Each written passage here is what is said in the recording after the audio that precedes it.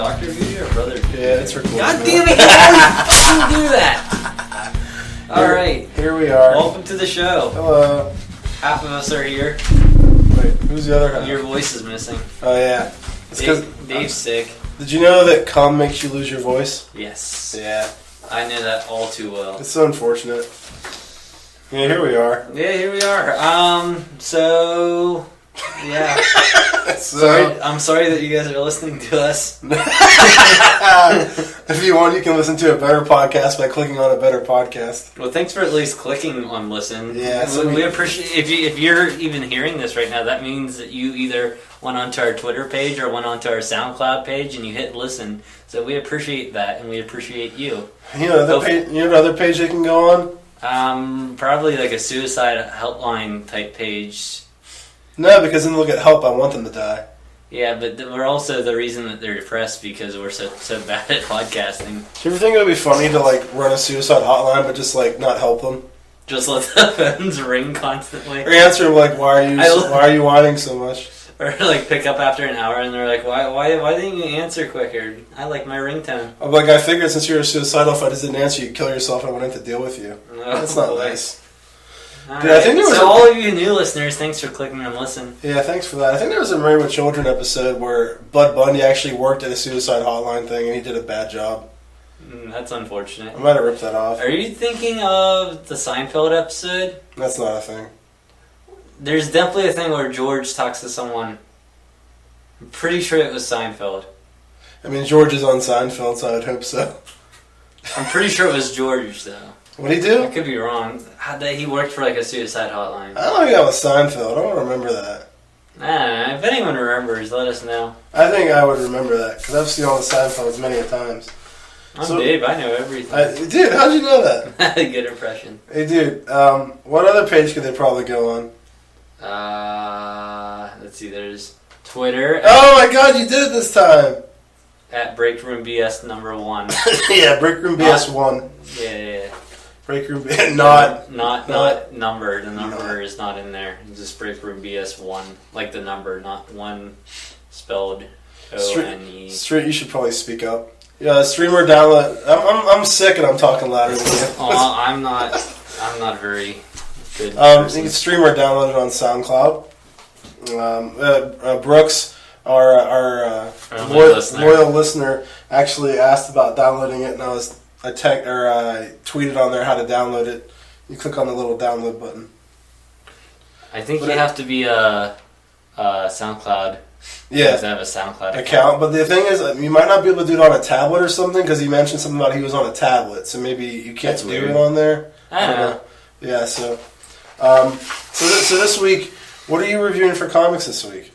I'm going to do Captain America number 7, which was the 75th anniversary. Why do you only do number 7s?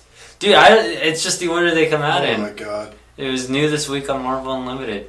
I'm texting myself the name of the comic so I don't sit there and have to re-listen to find out what the fuck you reviewed. Yeah, and if we have time, I'm going to do Daredevil number 5, because it wrapped up the story arc that they were working on with 10 fingers. Remember the guy with 10 fingers? Oh, are you talking about any human being? No, 10 fingers on one hand. Oh, that's different. Are you talking about Princess Bride? To you. Oh. Yeah, I remember that. No, you don't. I do. I remember something with a guy with a bunch of fingers on his hand. What is it? Captain America, Sam Wilson, number 7. It's called Sam Wilson? Yeah. Captain America, Sam Wilson, number 7. Okay, so you got I don't remember saying Sam Wilson before, but I could just be very unattentive. And what's the other one you might do? Daredevil? Daredevil. Yeah. That's it, just number Daredevil? 5. The entire Daredevil series. Every Daredevil comic ever made. Ever. Alright, that's good stuff. Time for that. Alright. I mean, based off the length of this podcast, you probably think it would have every single Daredevil in it, though. I would think so. Okay, so you're going to review those. We're going to be reviewing Deepwater Horizon, Miss Peregrines' Home for Peculiar Children, and the retro movie will be Small Soldiers. What's our top 5 this week? Our topic? It is animated films. And yours is probably ready, right? It's definitely ready. No, I fucked up. I Mine's not ready. What I do each week whenever I do my top fives is I write down, like, in no particular order, a bunch of stuff. And then the day of, whenever I'm getting all my notes ready, I typically plan on arranging them in a particular order, and I never remember. Well, I fixed my top 5 list thanks to Jackie, so mine's better now. All right. And also we're gonna have several different random things we need to bring up.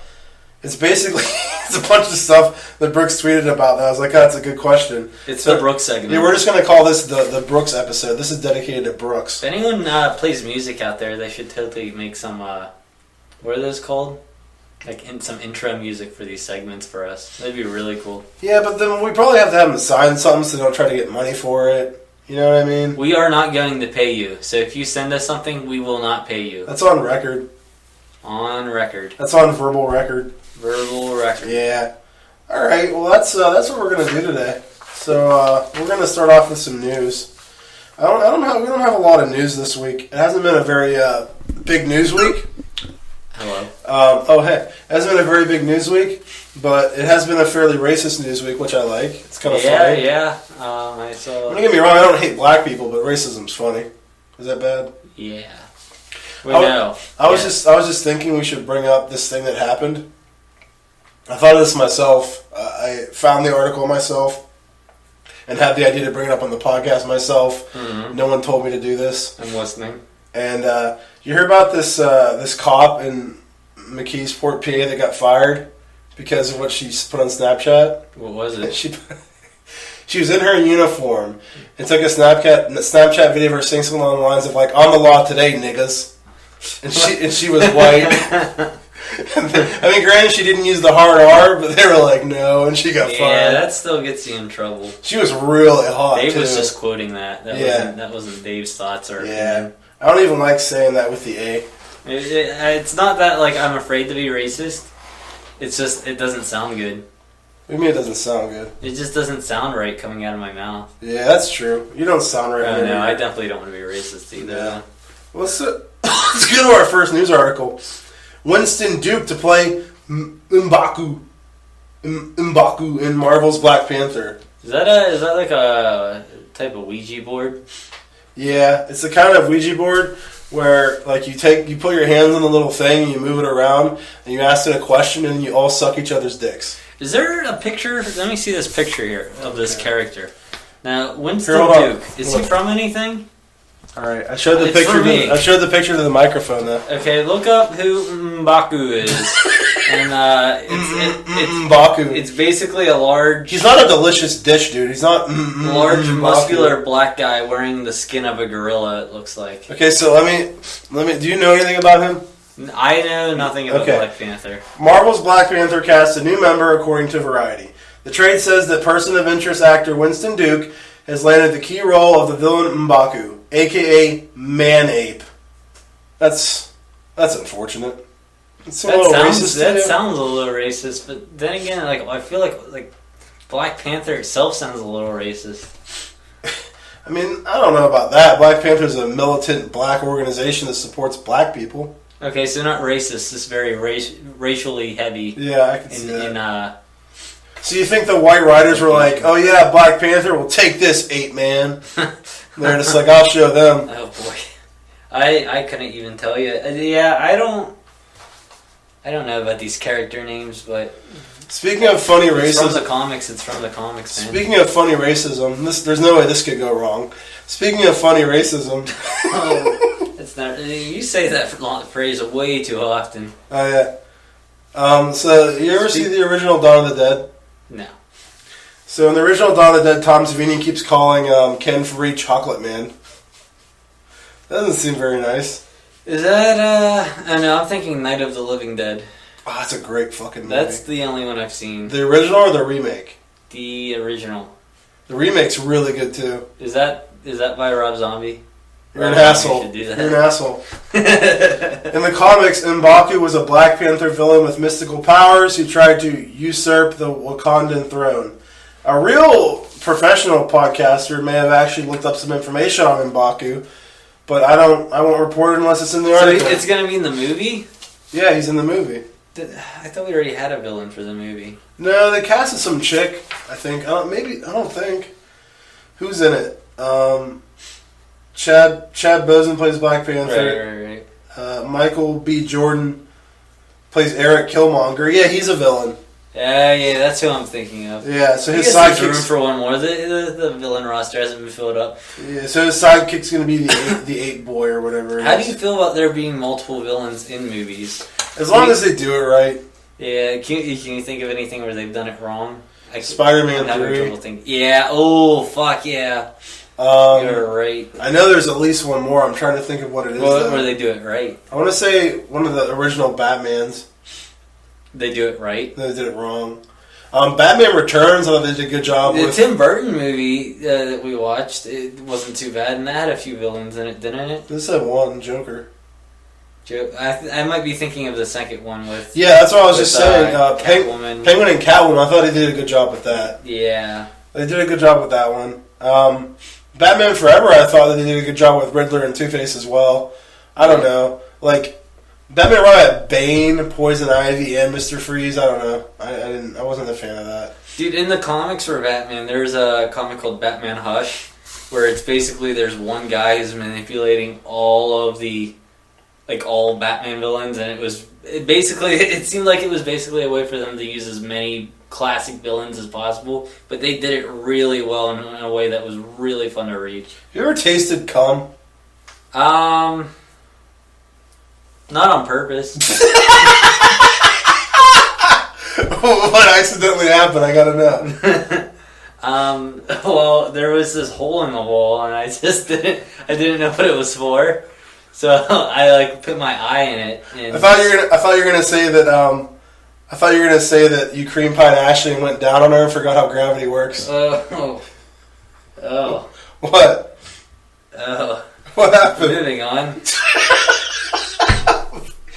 I mean, I'm not gonna say someone else other than Ashley will get pissed. That's a good point. She'll be like, "What do you mean, fucking gherkin?" Oh whatever. boy, the gherkins. The gherkins. What were we talking about before I mentioned cum? Fucking Batman movies. Oh yeah, I could have sworn there was another movie that really did a bunch of villains like really bad, and I was like, this is just awful. Yeah, I can't think of anything off the top of my head. Yeah, I don't know. I mean, bad. What? So how many villains were in Spider-Man 3? Was there 3 of them? So the New Goblin, Sandman, Venom. Was that it, or was there 4? Sandman, Venom, Goblin. Doc Ock was in 2, right? Yeah. That was a good one. He was the only villain in 2. Yeah. I think it's better with one villain. I think it is. Yeah. Alright, moving on to the next Really. article. Have you heard this? Marvel has already filmed the next 4 Stan Lee cameos? Seeing that I use the exact same website that you do for news, yes, I have. I've heard. Well, maybe you just didn't go on the website. No. Maybe you simply didn't look at that. No. There's been news articles. You didn't see the Lion King one, asshole. When did that come out? This was reported on 9/29, which was... Today. Yeah, see? You don't know. Maybe you didn't read this one either. This was also 9/29. 9/11. Actually, it was 9/26. I was wrong. And then Lion King was 9/28, which was 2 days ago. Are you done with your head? What the fuck are you doing? Scratching. Oh, you're doing a lot. So, speaking at a Q&A following a screening of Civil War this weekend, Kevin Feige revealed that Lee flew down to Marvel's production home in Atlanta, Georgia, to film not 1, not 2, but 4 of his upcoming cameos in one day. Jesus Christ. Are you done? I'm listening. You're doing that thing with your head again. Just ignore it. Why are you doing it? We do not shoot random ones. They're always very specific. A couple of months ago in Atlanta, he flew down and we shot 4 in one day for 4 various projects. They're all awesome. They're all totally different, and he was unbelievable. He was on fire. He came in, he sat there, he stood there, he stood in this window, and then he went home. Clearly, it really says that. I don't understand. I don't. So basically, he did nothing. Yeah. And shat his pants. Yeah. So I Stanley. Maybe they think he's gonna die soon or something. Yeah, that's the first thing I thought of when I saw that. I'm like, wow, he must have something going on with his health. They should have just filmed like 50 of them, like a whole bunch of them to have in the bank. That doesn't make sense to any projects. They could weasel their way into it. They could randomly throw them in. All right, villain for the 4-part CW superhero crossover has been revealed. Ooh, give it to me. Have you read this? I saw it and I chose not to read it. Oh. DC Entertainment and the CW have announced that the 4-part CW superhero crossover will feature an all-new villain to menace their heroes in the form of the Dominators. You know who they are? Well, let me tell you who they are. Okay, well, he said, this year, for our Mega Arrowverse crossover, we're taking inspiration from a DC crossover from the late 1980s known as Invasion, which featured an alien race called the Dominators. The Dominators would tie up their victims and put ball gags in their mouths and put it in their butts. It says that on there. I didn't make that up. It doesn't. It says that they put it in their butts. It does not. This is something about sodomy. I don't know. So, A sinister, technologically advanced alien race, the Dominators view Earth's tendency to generate superpowered people as their tendency to create superpowered people. This happens sometimes. We don't mean for it to happen. We have this strange tendency to make superheroes. I have a tendency to, I don't know, eat bad food. Fuck. I don't get it. It's just a tendency. Why are you playing with your mustache? I also have a gay tendency. To do gay things? Like play with my mustache. That's not gay. I was just... Homo tendencies. I mean, it's so long. Doesn't mean I'm gay. I just like to be fucked in the ass sometimes. Yeah, there's nothing gay about that. Mm-mm. It's just a tendency. It's not. It's not a way of life or like right. a sexual preference. It's just a tendency to like wake up with someone drilling your butthole. Right. With the penis, I mean. Right. It just helps. It makes pooping easier. Yeah, you don't have to push as much. So tell me more about these Dominators. These Dominators view Earth's tendency to generate superpowered people as a sign that humans may essentially evolve to be genetically superior. That in mind, they decide to wipe them out. Fuck you guys, we're killing you all. That's basically what that is. So... Okay, so for Supergirl, they're having Superman on the new season. I think that's dumb. Well, I don't understand why they just didn't make a Superman series. Yeah, I mean, I guess they needed a girl character, but it just feels like since they have Superman on there now, I feel like they might and they've casted a Superman. They might end up. I'm afraid they'll overuse Superman and just turn it into the Superman show. You think so? What is that? Like her uncle or something, or her cousin? Her cousin. Although, dude, I've been watching through the first season, and like the first time that he talks to her through like a.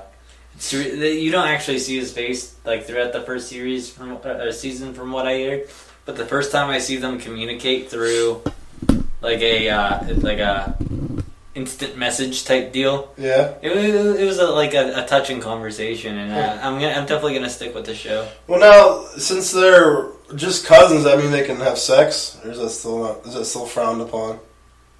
They're aliens, so I'm not sure how Krypton works with that. Like what they're like. Their stances on incest, you mean? Yeah. Yeah. I know there's a lot of incest in Game of Thrones, so... Really? Sure, why not? What do you mean, sure, why not? What's that mean? Sure, why not? And just put it in any old show you fucking like anymore. Yeah, that's true. Alright, listen, we have a couple Transformers articles here, because here at Breakroom Bullshit, we love Michael Bay. We would love Michael Bay to kill himself, actually. Yeah, his movies are... Did you hear that Michael Bay has a giant dick? Did you know that? Did Megan Fox say that? No, it was some chick that used to fuck him that was on the Howard Stern show. Do you think that Michael Bay, like, fucked, what's her name? Who? The chick I just said, Megan Fox. No. Why do you, what were the exact issues that they were having? Well, Michael Bay's I hear Michael Bay's a douchebag on set, and Megan Fox is probably stubborn, because she's a hot skank. What's she doing these days? She's doing the Ninja Turtles movies. Oh yeah, fuck. She's April O'Neil. She's still working with Michael Bay then. I mean, kinda. He just produces them. I mean, he's probably there. I doubt it. No? It's just his production company. Dude, it's Michael Bay's story. His production company made Friday the 13th remake, okay? Mm-hmm. He goes to the premiere and he's like, "This is stupid. There's so many like tits in this movie." It's like, it's your fucking movie, dude. How didn't you know? Yeah, he's like, he was mad about it. I'm like, it's your fucking movie, guy. Maybe you should watch what the fuck you're putting out. Fucking idiot. Hopefully he fucking dies. Well, so Mark Wahlberg has spoken to his fans on a Facebook video where he confirms that Transformers The Last Night will feature not just the return of the Dinobots, but also mini Dinobots. I don't even know what that means. I know what mini-cons are. I was wondering if you'd know what that meant, but you don't, so that doesn't matter, I guess. The only thing I could think of is I used to have these Transformers. I didn't watch Transformers growing up. I just had the toys because my grandma thought they were Power Ranger toys. Yeah. So she just bought them anyway, which I wasn't against. They were still fucking badass toys. But some of them came with like miniature Transformers that would like attach, like it'd be like a tank that would attach to like Optimus Prime's arm or something. That sounds kind of cool. You'd use it to like shoot. Yeah, that sounds pretty cool. Well, there's It's like an accessory. To make him more badass with a tank on his arm. Yeah. This is what Mark Wahlberg said. It's a cool new story. It's kind of like a Man on the Run. Sir Anthony Hopkins is also in the film. Got a cool new cast and cool new robots, some cool new villains, and some cool new Dinobots. This is a really cool movie, apparently. I think you guys are really going to go crazy for the mini Dinobots. I will not. Because I probably won't see the movie. No, I'll probably actually end up watching it. Yeah, I mean, I haven't seen the last one though. As good as they could have been, I'm still not completely kind of disappointed with. You know what I mean? Like, you're saying they could be a lot worse. They could be a lot worse. Yeah. Well, let's get into some really interesting Transformers news. Is Unicron coming to this movie? Is that a unicorn that's a Transformer? Dude, you swap 2 letters and it's a unicorn. That was really imaginative. Yeah, Unicron. He's not a unicorn though. He's this all powerful planet transformer. Is it a planet of unicorns and robots? It's a planet transformer. He's a planet, not a car. It's not a unicorn? No. That's a giant fucking Transformer then. Yeah, he's big. They in the movie, I watched the Transformers movie for the first time the other day. In the movie, they fucking pierce his eye and go inside his head to fucking beat him and shit. What kind of piercing did they give his eye? I think they just fly right into it. That's not nice. It's like a glass eye. Oh. He has glass laser beam eyes. That sounds interesting. This Transformers movie that you love so much. I watched it twice. Why'd you do that? In a row. Why'd you do that? It was good. Well, that's a good reason. It was a fun movie. Very fun. You sure? Yeah. What was it? Yeah. Cool. Yeah, I'm talking low again. Yeah, you're doing a lot. You should just move closer. That way it doesn't matter if you talk loud. Oh. I'm sure that was pretty loud. Hello? Hi, how are you? There we go. Look how far away I am and I'm the same volume as you. I'm not good enough. Oh, shut up. You're great. No, you suck. Let's see. Details on the now in production Transformers The Last Night continue to develop in curious ways. Following recent confirmation that the plot involves both King Arthur and Merlin, comes evidence that the storyline features both Adolf Hitler and Sir Winston Churchill as well. It's dumb. Yeah. Apparently there's a video that from them filming. It shows Churchill's childhood home, Blenheim Palace or some shit. So do they time travel in this then? I mean, I don't know how else they would do it. This is dumb. Unless they're just Hitler's just what up, I'm not dead. And then Churchill's me neither. And they just start fucking, hanging out. I didn't finish my sentence. I didn't mean having sex. They start fucking chilling, you know? Hey. They fuck in the backseat of Optimus Prime. Yeah. That's pretty funny. Well, does you think Optimus Prime has a bed like truck drivers do? And people just get... You really think Optimus Prime are just woke up and they're just bums sleeping inside them or something? Someone just pissed inside them or someone took a shit in the backseat of a hot rod. That'd be really funny. Naturally, word of Nazi flags being raised at Churchill's home has already caused a controversy. But director Michael Bay promises that things will make more sense once the full plot to the film is revealed. Michael Bay's a Nazi. Yeah, we don't like him here. There's a thing I saw in the paper about Blenheim, Bay told BBC News, and I just want to say that people were not fortunate enough to read the script. They don't know that Churchill in this movie is a big hero and Churchill would be smiling about last night. That's quite a statement to say Winston Churchill will be smiling about your movie. Yeah, I think Winston Churchill would not give a pay attention. fuck about a Transformers movie. What is that? Is that a stink bug? That's a stink bug. It's really big and it's flying. Yeah. But, yeah, like, he's a fucking idiot. Like, why would you say that? Churchill would be smiling at my Transformers movie. Yeah. This is a quote from Bay? Yeah. He's a douche. Yeah, he really is. Very, very arrogant. Yeah.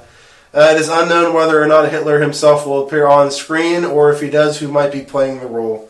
Get Shia LaBeouf to play him. So no, Mel Gibson. Okay, so if they're time traveling, and there's going to be mini-bots, like more of those mini dinosaurs or whatever. Thank you. So do you think they are taking place? Like, do you think they're going back in time to like earlier days, and there's like fucking prehistoric ages? They time travel so far back that there's like little mini robots running around, dinosaur robots running around. Why would there be many dinosaur robots in the past? Why would there be anything in the past? Because it happened and it's there. I don't know. You know what I'm saying? Like there weren't many dinosaur robots before, so they have to come from somewhere. Do you think they're going to come from them traveling back in time? Maybe they just like cut up the Dinobots into pieces and they made mini Dinobots. Well, that's what I'm saying. What do you think's going to actually happen? Like where they come from? Yeah. I mean, I'm going to assume that for some reason this makes smaller ones because they'll be more covert for something they're doing, maybe. I think it's going to come from some sort of time-traveling bullshit. So you think the mini Dinobots will be just chilling somewhere in a cave? Like, what's up, dude? Or what if the mini Dinobots are responsible for the time-traveling ability? It could be. They find them, they discover them, they're fossils somewhere. And how many? There been 4? There's been 5 Transformers, right? Movies? Yeah. Was the first 3 with Shia LaBeouf, and then the new one with Marky Mark. Sure there haven't been 5? Yes. You're positive? Yes. You're sure you're not wrong? Yes. What is it? Transformers. Was there a title with the first one? No. And then Revenge of the Fallen. And then I think it was Return of the Sith. Transformers just got way better. It's like the Dark Side of the Moon or something. Yeah. The Pink Floyd one was the third one. The Dark of the Moon. And then the third one was Age of Extinction or something. Oh. Age Prehistoric Rex or... I don't believe you. I'm going to look this up. I'm going to get confirmation of everything you just told me. Tell us something interesting while I do that. Alright, Dave is not wearing pants. That's true, I'm not. Dave's not wearing pants and has very pale legs. That wasn't very nice. Pale, hairy legs. Oh, boy. That's not nice. Dude, the Dinobots are in the original animated movie, and they're really fucking funny. They're just, like, stubborn. They talk in, like, the first person. Why is that funny? Like, you tell me Swoop a story. Tell me Swoop a story. Wait, who's Swoop? Swoop's one of the Dinobots. He's the pterodactyl. Oh. Yeah. Alright, so I actually sure there's been 4 of them, not 5, so you're wrong. I said 4. You're wrong again. Why are you always so wrong, Gable? If I didn't say 4, I meant to say 4. I only named 4, so that's proof that I meant to say 4. There's audio confirmation that you're wrong. Yeah, probably. There's no probably. We have it right here. Nope. How much money have these Transformers movies made, dude? Like total? $3.7 billion. Is that good? I don't know. Let's get to our last news article. I'm ready. Jon Favreau to direct live-action Lion King movie. Okay, it's Jon Favreau. Favreau. I hate you. It's Jon Favreau. Okay, I don't think he should make another one of those live-action movies. Not that there's anything wrong with the first one. This doesn't make any sense. Yeah. How can you make a live-action Lion King? There's no humans. Every character's going to be CG. What's live-action about it? It's impossible. How's it a live-action Lion King when there's nothing live-action in it? Well, what else would you call it? Just a CG Lion King? I guess. It's just another Lion... It's just a Lion King remake. CG. Like, I don't understand how it's live-action unless you have some fucking...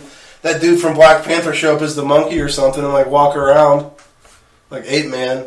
Like, there's going to be nothing live-action about it. What if it's a live-action play of The Lion King. So they're all people. They're all people. There's like people in like Lion King costumes, like it's running Lion around. King the musical. No. No, that's a real Broadway play. You know that, right? Yes. Okay. After a surprising tweet from the director earlier this morning, why couldn't he just go direct Iron Man 4?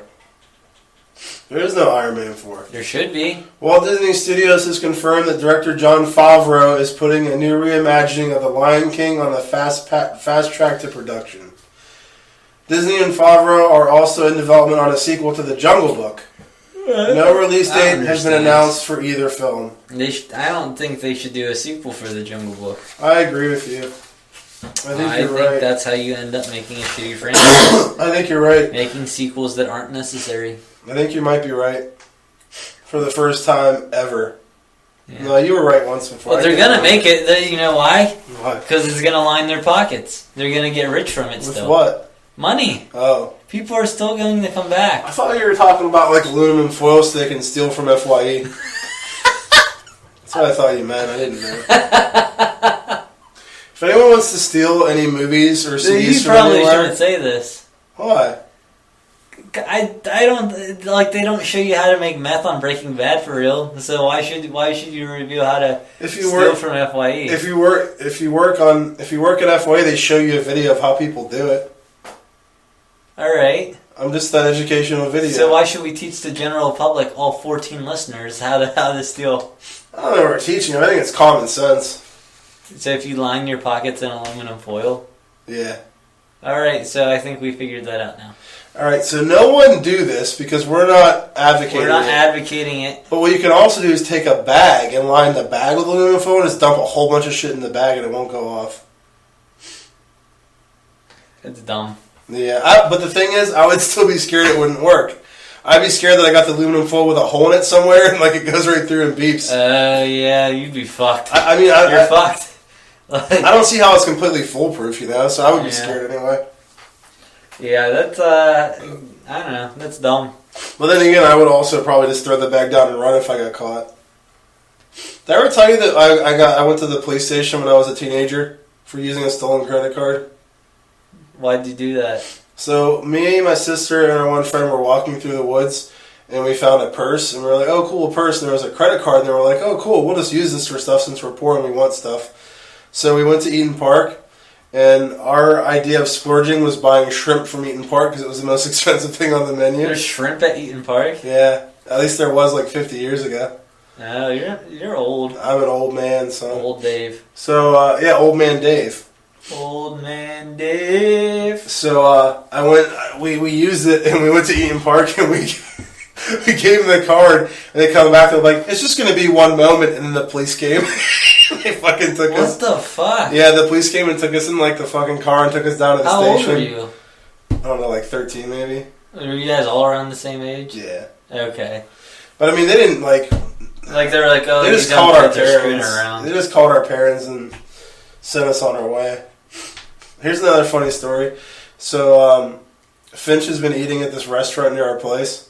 Mm-hmm. And every time he goes, he uses my card. Mm-hmm. And obviously, since my card has my name on it, he was going there a lot. So they were like, someone asked him his name, and he was like, well, I can't say, if I say I'm not Dave, they're going to know that I'm using someone else's card. So he just said that he's Dave. He's pretending to be me. So so nothing bad happened to him? No. Oh, okay. Yeah. But he's not doing a good job. He uses hot sauce on his food. They're going to know it's not me. It doesn't even make any sense. So, I think we might be done with the news, dude. Nothing else? Nah, I told you there wasn't much. That's shitty. Hey, fuck you. Not even anything Marvel related? We already went over Marvel stuff. Black Panther. Yeah, Black Panther. And Stanley. It's not even exciting. These were shitty stories. I hate your stories. Okay. Carry on. So apparently, I just read that they cast Miss Marvel.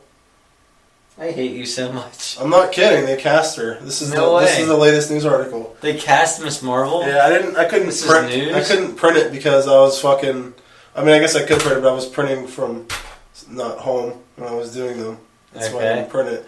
They cast Miss Marvel. Apparently, she's going to be played by Dakota Fanning's younger sister, Ella Fanning. Elle Fanning. and she's going to be black. Oh. But Elle Fanning's not black. So I'm not sure what they're doing with that. They're going to have her in blackface. I think it's going to be like Tropic Thunder. Where Robert Downey Jr. is black. That was a good movie. I love that movie. I thought it was really funny. Probably one of the few movies I like with Ben Stiller in it. And apparently the reason they're doing this is because they want to have Miss Marvel and Black Panther have a love interest, and Marvel they're frown upon interracial relationships, so they're making her black. Oh boy. Yeah, apparently Kevin Feige has said that he doesn't like black people dating white people. He said that in an interview somewhere. I think you're thinking of Kevin Smith. That's not nice. He never said that. No. Yes. Okay. He doesn't like little sausage people. What? Little sausage people. What's wrong with that? Oh. They're evil. Leave me alone. They're Nazis. Let's go now. Let's go to our break and then come back with comics. Bye. But, no, don't do it. You're not going to do it right. I'll do it.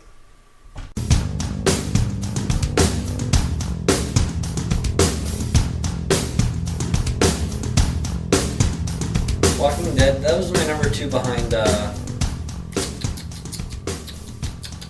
Adventure Time, right? I don't remember. You have to remind me of that. We've been recording for a while now.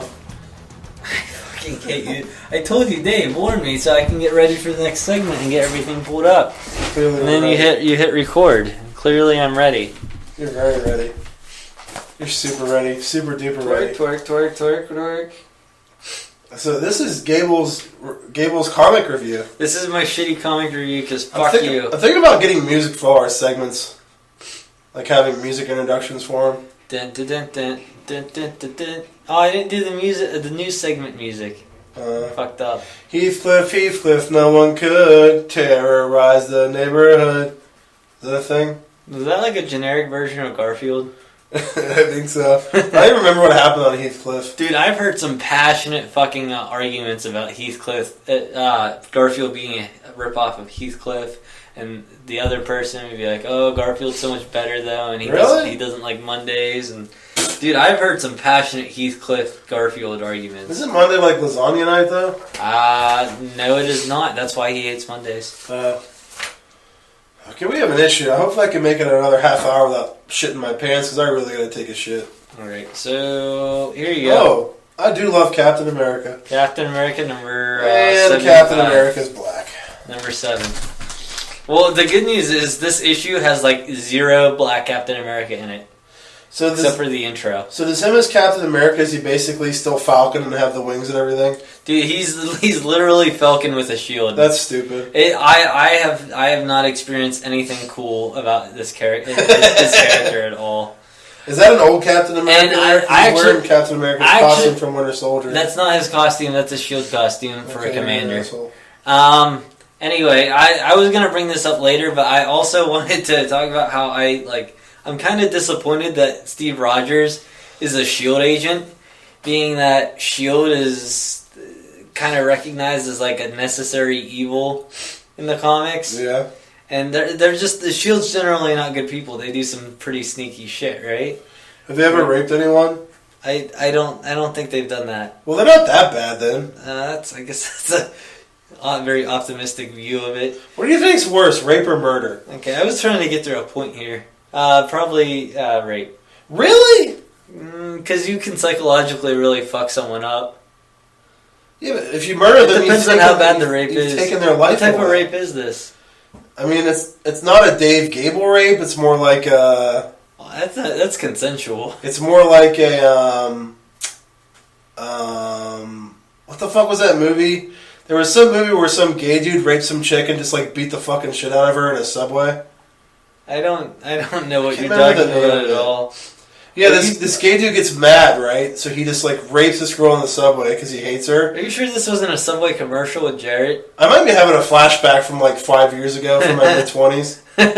But yeah, like something like he got fucking pissed and like raped this girl in the subway, and then like, dude, he hits her face and just starts fucking punching her in the face and like starts bashing her face off the ground and starts kicking her. I'm like, this is the most disturbing, fucked up thing I've ever seen in my life. I think this is an episode of X-Files, isn't it? No. Are you sure? Wasn't there the guy who lived in like the subways? What? Dave's upset. No, I'm not. I would like to fuck Gillian Anderson, though. Okay, I'm going to get back to my point about why I don't like Captain America being on S.H.I.E.L.D. And that's because I feel like it's not something he would do. Yeah, that doesn't seem very true to his character. No, it does not. Especially because of what S.H.I.E.L.D. is. Yeah, I think he's more known for standing up against the government, not being one of their little puppets. Dude, I really don't like Falcon's mask. I know. Dude, I'm more okay with him becoming an agent of Hydra because at least that's like some sort of huge plot twist. And it's like you can tell there's a point to the story. Bullshit, but it seems like whenever they assigned him to S.H.I.E.L.D., the writers, they're like, oh, this seems like a good fit for him.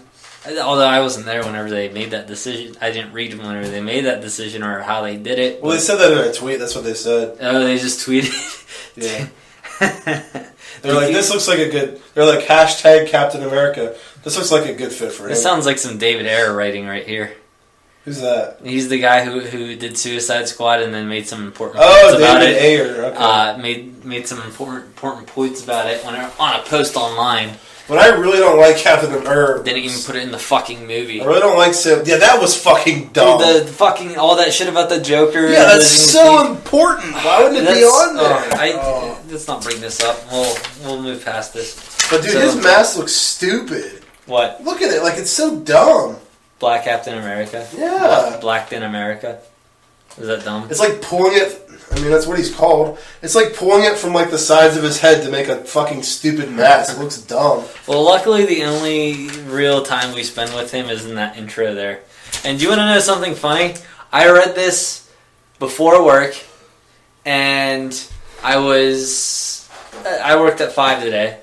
So I started reading this sometime around 4, because it only takes me 10 minutes typically to read a 20-page comic. Well, you're fast. Yeah. So I'm reading this, and I'm sitting there thinking there's a lot of dialogue for not that much stuff happening. So 10 minutes go by, and what I thought was the end of the comic happened, but it was only the end of the intro. So I put it down, and I was like, that was a really shitty comic. It didn't feel like 20 pages at all. I didn't keep track of how many pages it was when I was reading it. I was like, that didn't feel like 20 pages. Nothing happened in that. That was such a shitty fucking comic, especially for the Captain America number 75 It was the prologue. It was the prologue. so I had to finish that before I came over to your place to record here. Dude, the Glacken read 200 pages in one shift. What? Is that normal? Or is that super intelligent? That's impressive. Of a normal book. Yeah. Dude, I can't even read 200. I couldn't even read 200 comic book pages in one shift. Yeah. I'd really have to try. Yeah. Jeez. Okay, but let's start with the actual comic. Let's see, where are we at here? I don't understand how those masks are held on. I've never got that. What's holding it on? At least with Green Lantern's mask, I can be like, oh, well, he's using the ring to put it on his face. That's fine. But yeah, I don't get what's sticking it to his face like Robin's mask or anything. In Batman and Robin, he does have it on that. Wasn't there I think there's maybe a adhesive? Maybe it's That's sticky on the other side. But if you get all sweaty, it would probably come right off. Well, plus, that means the Winter Soldier, when he's about to fight, he has to get some fucking glue real quick. Hold on while I glue my mask. And then fucking shove it on his face. He's about to fight Zemo, and he has this fucking stick of Elmer's glue. Yeah. He's just playing with on his lap. He's like, I'm on a budget this week. It's Elmer's. Anyway. Fuck. But that prologue that I thought was the whole story was just Bucky and... when I say Sam, that's the Black Captain, Sam Wilson. It's just Bucky and Sam team up inside of Pleasant Hill, and they find out from a worker there that there's a weapon that they need to get that could possibly help end all of the issues going on in Pleasant Hill. I guess Zemo, Zemo, Baron Zemo.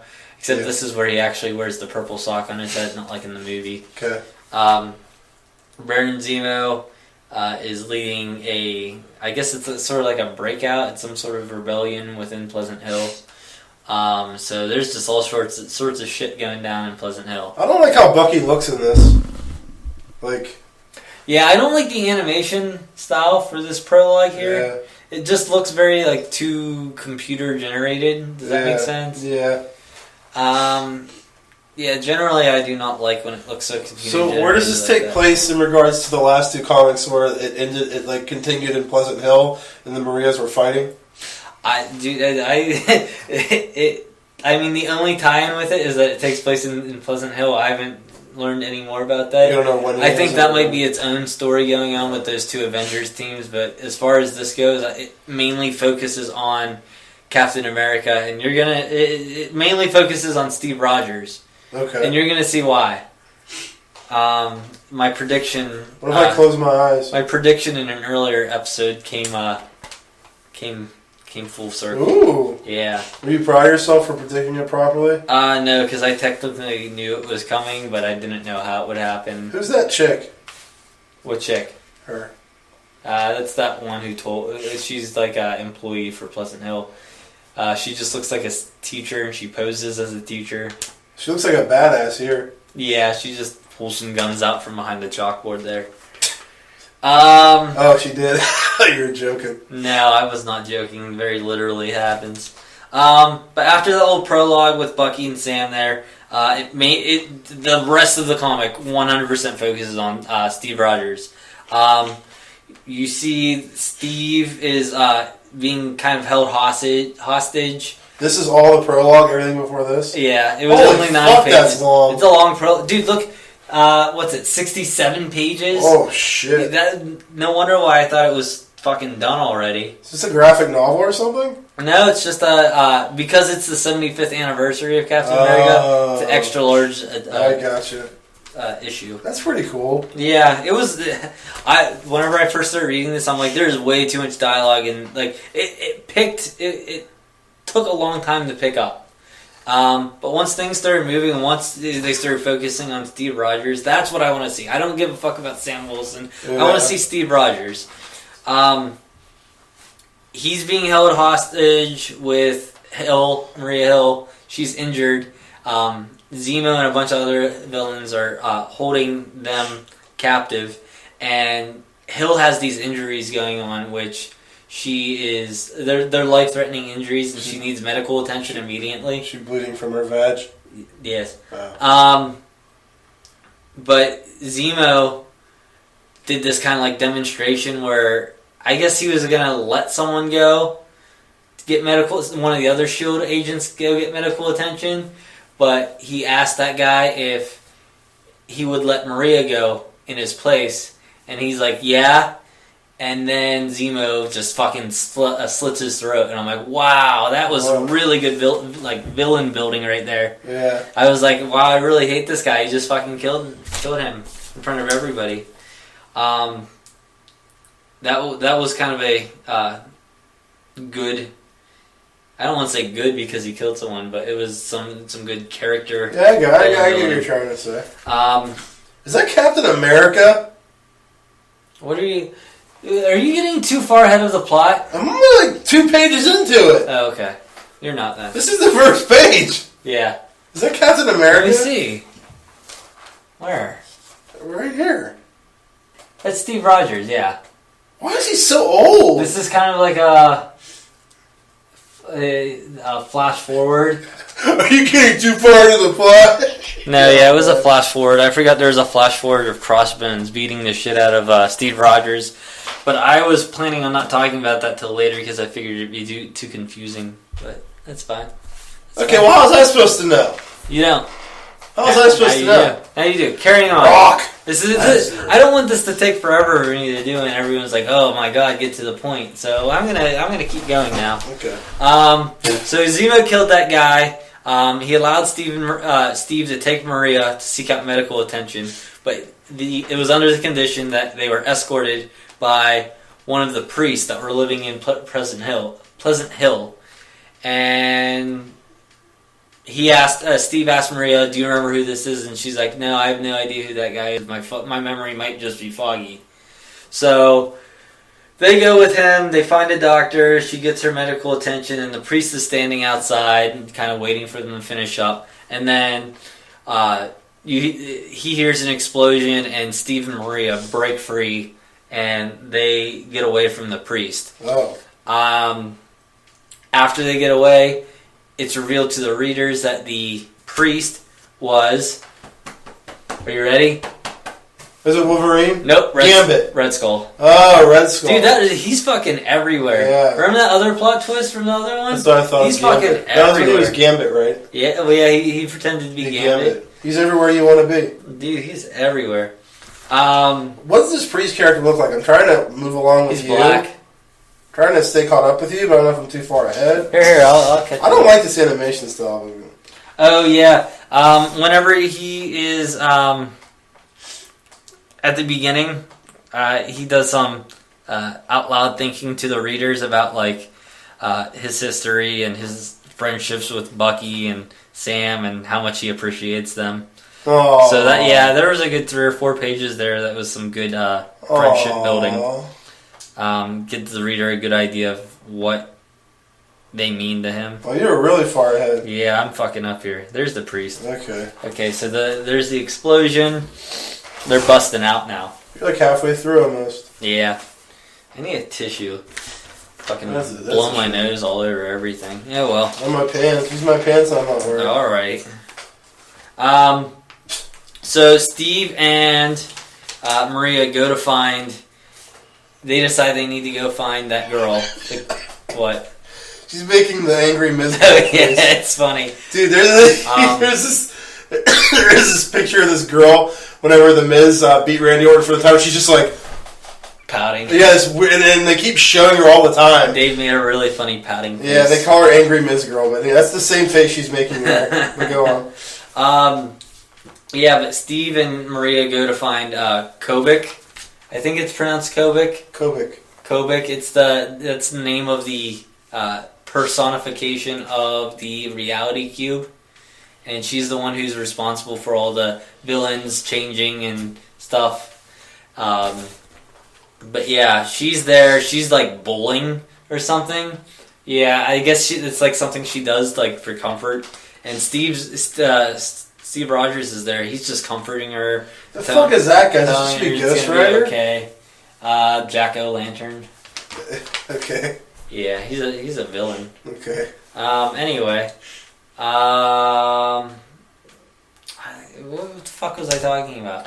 You said that she's there bowling for comfort. It comforts her. No, and Steve was there. Steve there. He starts like talking to her and comforting her and making her feel better. And comforting. And then Crossbones comes in and is posing as a guy and like, oh, we need help outside. Some guy's trapped under something. A tractor. It's Crossbones, and under a tractor. Yeah, he starts beating the shit out of Captain America or Steve Rogers. And as they're fighting, a shield comes flying through the window. Is the shield coming flying through the window yet? Yes. Yeah. No. Shield comes flying through the window, and Crossbones catching there it is. He's like, I can use this to finish the job up.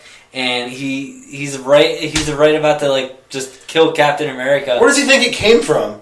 Dude, that's cool. A shield came through That's the window. the one issue I had with this. I'm like, why did the shield just come out of nowhere, and why is he just like, this is normal? But you'll see what, you can tell it's kind of like forced why it's in there, because it makes for a good scene in a few seconds. Yeah. But the girl, next page, the girl reaches out to to Steve. I keep saying Captain America, but I mean, I guess he is. But she reaches out to Steve Rogers and says that she can give him back his powers. Make him strong again. Make him a hero. And so he takes her hand, and he catches the shield as Crossbones is about to strike him down. And Steve takes back the shield and starts beating the shit out of looks like it. Crossbones. And that's whenever Sam Wilson and Bucky catch back up with the shield, because it just came out of nowhere. The shield was clearly there to make a good scene, a good heroic moment by Steve Rogers. But Sam and Bucky catch back up, and they're surprised, and you see Steve Rogers is back to his old self. He's a super soldier again, and he's young, and It's good to be he's back. looking all Captain America-like again. Wait, so the woman who did that for him, The girl. the girl did that? Yeah, the girl. Huh. The girl is a reality cube, and she's fractured, so that's why she portrays herself as a child. Yeah, and then after this, there's a bunch of that was like, how many pages was that? 30 something. Yeah, like 40. Yeah, that was the main story right there, and after that, Well, minus the prologue, like 35. yeah, there's 3 mini stories after. Yeah. The first one was really good. Well, let's talk. Let me talk about the regular issue itself. I fucking loved it. I'm shelving that whole story. Did you love the ending? Oh, the ending! I was like, oh yeah, Captain America's back, and then yeah, I'm gonna be reviewing some Steve Rogers Captain America coming up soon, hopefully, because I know that series is added to Marvel Unlimited in the near future. So this is definitely a shelve it. Yeah, this is a shelf it. And for those of you who don't know, we have a new rating system we developed on last week's show. If we don't like it, I drop. If I don't like it, I drop it. Buy it. I'll buy it. Shelf it. If it's okay. Yeah. And then shelf it is a great. Oh, no. I think buy it. No. Shelf it. Read it. Shelf it. No. Yeah. Shelf it. Read it. Toss it. Or no, not toss it. Drop it. I drop it if I don't like it. I read it if I like it. That means I'll keep reading it. And then shelving it is the same as buying it. So. Oh yeah. Yeah. Okay, I got you. So that's a shelf it. Yeah. Yeah. Clearly, we know our rating system. We know what we're doing here. Very well. We have great continuity. Should I click on this? Shelf it. No. Why? Because I don't. What is it? Well, it won't do anything because I'm not connected to the internet. Oh.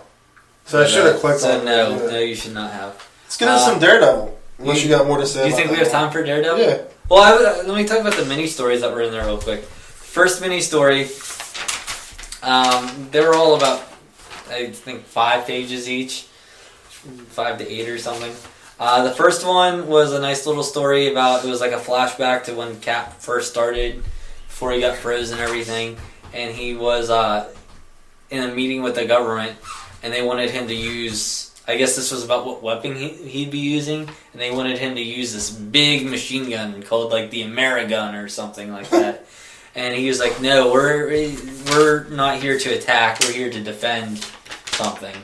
And there's very little dialogue in it, so I blew through it real quick, but it was a nice little point about what Captain America stands for. Yeah. The second story was the second story was really weird to me, because it just shows Captain America breaking into some shield vault that they had, and does a flashback to him getting his a signed Babe Ruth baseball from his mom, and then flashes back forward to him leaving the Hydra Vault with and it shows like this box that he, I guess, broke into, and then it goes ahead to him sitting in his apartment looking at the Babe Ruth baseball. I'm like, I don't know what the fuck just happened. Did Hydra steal a Babe Ruth baseball? I don't get what's going on right now. The art was also really weird in it. And then the last one was just Steve. He was, I guess there was some sort of threat on a ballerina in some sort of Russian play or something. And Natasha was, Black Widow was posing as another ballerina. Yeah. Or maybe the ballerina, I can't remember. I couldn't tell. They all looked generally the same. It's racist. Yeah, they're all white girls wearing green dresses, so I don't. So they're all the same. Yeah. But yeah, it was just pretty much a nice little Black Widow Captain America moment together, where you got to watch her perform. That's good. Yeah. I want to watch her perform. On a stripper pole. My balls are really hot. I think I have a fever. Doesn't your balls get like really warm if you have a fever? Oh yeah. Is that a thing? I think just general parts of your body get clammy. What? Clammy. What? That's a thing. What are you Clammy. talking about? You get clammy hands. Are we doing Daredevil? You think that we got time for this? Or Yeah, you can do Daredevil. Okay. Alright, so this Daredevil was the... pretty sure it was the last issue of this story arc. I think I did one of these before and talked about it. Ten Fingers has been... Yeah. Here, I'll just read it. After years as a defense attorney, Matt Murdock has become a prosecutor. You should move closer. You're low again. Sorry. After years as a defense attorney, Matt Murdock has become a prosecutor for the city of New York, and the full-time crime fighter has focused his efforts on Ten Fingers, a mysterious crime lord turned cult leader who's amassed a following in Chinatown. Yeah, I remember that. Yeah. Or as we call him, an offense attorney. Yeah. Offense. Offense. He's an offense attorney. Offensive attorney. We're dumb. I don't know what I'm talking about. Me neither. Yeah, but Ten Fingers got his powers from... He stole them from the Hand or something, so the Hand sent this assassin... He's like monstrous looking, called the Fist, after him. So they really like hands and fingers and digits in this. Yeah, there's a lot of hand-related things going on in this. But it was really cool because Matt Murdock wasn't there yet. Daredevil wasn't at the scene yet. Where Ten Fingers, his church or whatever you want to call it, was getting invaded. It was where his gathering place for all his followers was getting invaded by this Fist character, and it's just Blind Spot there. Blind Spot's the guy who like turns invisible. That's his whole shtick. Remember? No. Nah, he's like Daredevil's new teammate. Turns invisible? He turns invisible. Vaguely have a recollection of this. I should pull this up for you. Yeah, I was gonna say that, but why didn't you do that? Well, because I didn't want to interrupt you. You're willing to interrupt me for any other stupid reason. Now you're an asshole. But I thought it was really cool the use of Twitter. I thought it'd be typically in the other comics I've been reading, whenever they bring up Twitter or any other stupid shit like that, I get really annoyed and I'm like, this is dumb. But there was a really cool use of Twitter. Blind Spot used his Twitter to tell all his followers that they should out loud say, go to the temple. Daredevil will go to the temple. So Matt Murdock's just walking in his office and he keeps hearing people say, Daredevil go to the temple. Daredevil go to the temple. And some lady across the room says, Daredevil go to the temple. He walks up to her, he's like, ma'am, why did you just say that? And she's like, because Blind Spot tweeted it to let Daredevil know where to go. And then you see him run off and do his changing thing and he shows up. But I thought that was a really cool use of social media in a comic. Yeah. How does that make you feel? I like it. I think it's kind of cool. It definitely could be a lot shittier. Why are all these people following him? I don't know. I guess Blind Spot is like they made fun of it they showed some dialogue between Blind Spot and Daredevil in an earlier issue that I didn't think would have came into play, so I didn't talk about it before. But Blind Spot was just like, he's a good guy, right? Yeah, he's a good guy. So those other guys like hacked his Twitter, is what you're saying? No, he tweeted that because he needed Daredevil's help. Oh, okay, I got you. I'm sorry. No, I see what you're saying. Yeah. I see. But I guess he... Yeah, that's pretty cool. Yeah, Daredevil was making fun of him because he was so popular on Twitter, but it ended up helping him. So did he just use his phone to tweet him or something? Yeah. Why didn't you just call him? Maybe he doesn't know him personally. It could be. Yeah. He doesn't have Daredevil's phone number. Yeah, he doesn't know him. I don't think anyone knows his personality or his personal identity. Yeah, that. Secret identity. Personal identity. Can't even say words right now. Listen, it's like 3 in the morning. Leave me alone. I'm not even that tired right now. I am. Yeah, you've been sick though. Yeah. I have AIDS. Where do we leave off? I have AIDS. I heard you. Okay. You okay? I mean, I don't think you're okay if you have AIDS, are you? How do you feel right now? I feel sick. Hope I don't die this cold. That would suck. Yeah. So back to the comic.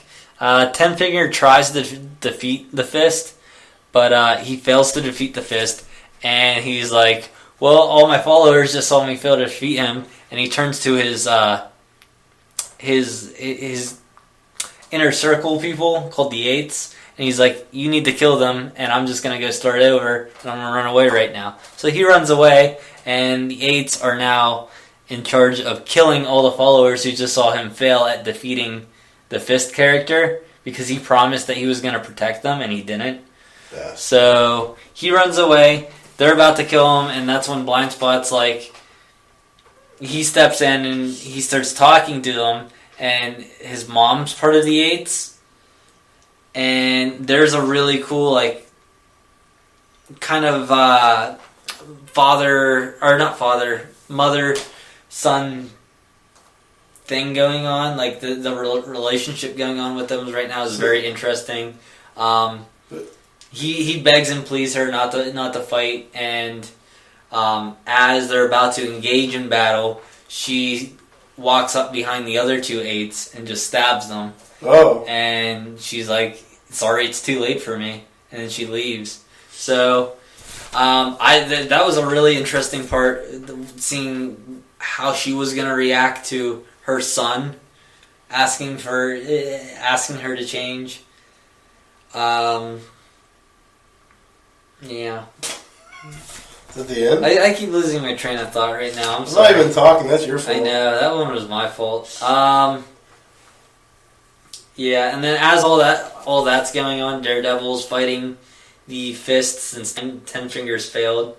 So Ten Fingers escapes, and we see him getting ready to leave, and he gets approached by a character that we don't see, and gets killed. And that's a shame. Yeah. So Daredevil defeats the Fist, and they flee off. But I guess the other person who kills Ten Fingers was working for the Hand and got a lot of fingers. Got those powers back for them that he stole from them. So yeah. So one problem solved. The whole Ten Fingers story arc's over because some mysterious person killed him. The Fist is defeated, so he flees. Or is dead or something. He paid great attention. It didn't seem like the important part. The important part seemed like the other thing going on. Then Daredevil ran up some steps. Daredevil ran up some steps. Yeah, that's when he discovers Ten Fingers is dead and shit. But that's the end of one arc and the beginning of the next. I'm definitely going to keep reading this Daredevil. I like it a lot better. But I have a feeling I know who the unseen character is, because at the end you see the cover of next issue, and it has Elektra on the cover, so I feel like Elektra might be working for the Hand. So is that a read it or a shelve it? It's a read it. A read it. It wasn't anything mind blowing to me. It was just okay. Okay. But I definitely want to keep on with the series. It's no Drax written by CM Punk. I heard that's really good. I heard CM Punk's great at everything he does. I hear he's a great comic writer and he's a great MMA fighter. He lost in the first round in like 30 seconds. Dude, he's just afraid of Jason David Frank. That's the issue. Yeah, he should probably fight the Green. I would have really liked the Green Ranger to fight CM Punk. Well, apparently he's not going to be fighting in UFC from what I hear. Dana White was like, I don't think UFC is a good place for CM Punk's next fight because he got his fucking ass handed to him. All right. It's very comic related. All right, well that's it. Is he's a comic writer, so it works. Is that it then? Is that it for your comic review this week? No, I have another one. All right, that's a shame. It's called Miss Peregrines Home for Peculiar Children. All right, we'll cover that comic book in our next comic book segment after break. How's that sound? Bye. See ya.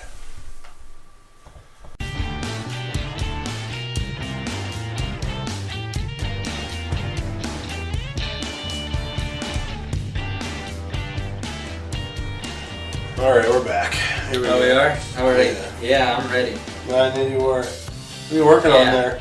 My list. Oh, cool. Still working on it. That's good. You're working on your list there, I see. Oh, yeah. Very intriguing. It's time for some movie reviews. You remember Chicken Run? The movie Chicken Run? Isn't Mel Gibson in that? It's going to be my top 5. Or is that Chicken Little? It's probably going to be my top 5. It's going to be everyone's going to be Chicken Run over and over again? It's going to be number 2 and number 4. That's weird. Are you including the remake? They did remake Chicken Run. Recently? No, I made that up. I was going to say it's weird from the... Well, something's happening. Oh, earthquake. Oh, that was scary. Alright, so we're going to do some, We're going to do some movie reviews here. How's it going? Okay. Alrighty. All right. We're going to start off with Deepwater Horizon this week, which you watched. I did. Yeah. You want to hear my review for it? You did not watch it. Yeah, I did. Yeah, you did. Let's hear it. It was good. That's a pretty good review. What was this movie about? Read the synopsis. It was... hold on, I got it right here. Opens with Bucky and Sam team up inside Pleasant Hill and find out about some weapon that they need to find that can help end all of this. Not revisited later on in issue. This was directed by Peter Berg and starred Mark Wahlberg. Wait, Berg and Wahlberg? Yeah, dude. There's too many. They should do the Titanic together. Like a Wahlberg. Like an ice Wahlberg. Okay, dude, what if they made a fucking Broadway version of Titanic and Mark Wahlberg played the fucking iceberg? That'd be pretty cool. That'd be the greatest fucking play ever. Yeah, that'd be amazing. And Kevin Smith can produce it since he likes making bad things. Yeah, he does. Well, just now. It's only made one bad more thing. Recently. Yeah. Well, here's the real synopsis. A story following Mike Williams, Jimmy Harrell, and Andrea Fleitas on the offshore drilling rig Deepwater Horizon, which exploded during April 2010 and created the worst oil spill in U.S. history. It's a true story. Yes, it is a true story. This is the BP one? Was this the BP oil I don't spill? think this was the one where, I thought that was like a pipe broke and they didn't cap it or something. Maybe it was. Sorry. We're sorry. Our bad. That was South Park. Yeah. Yeah.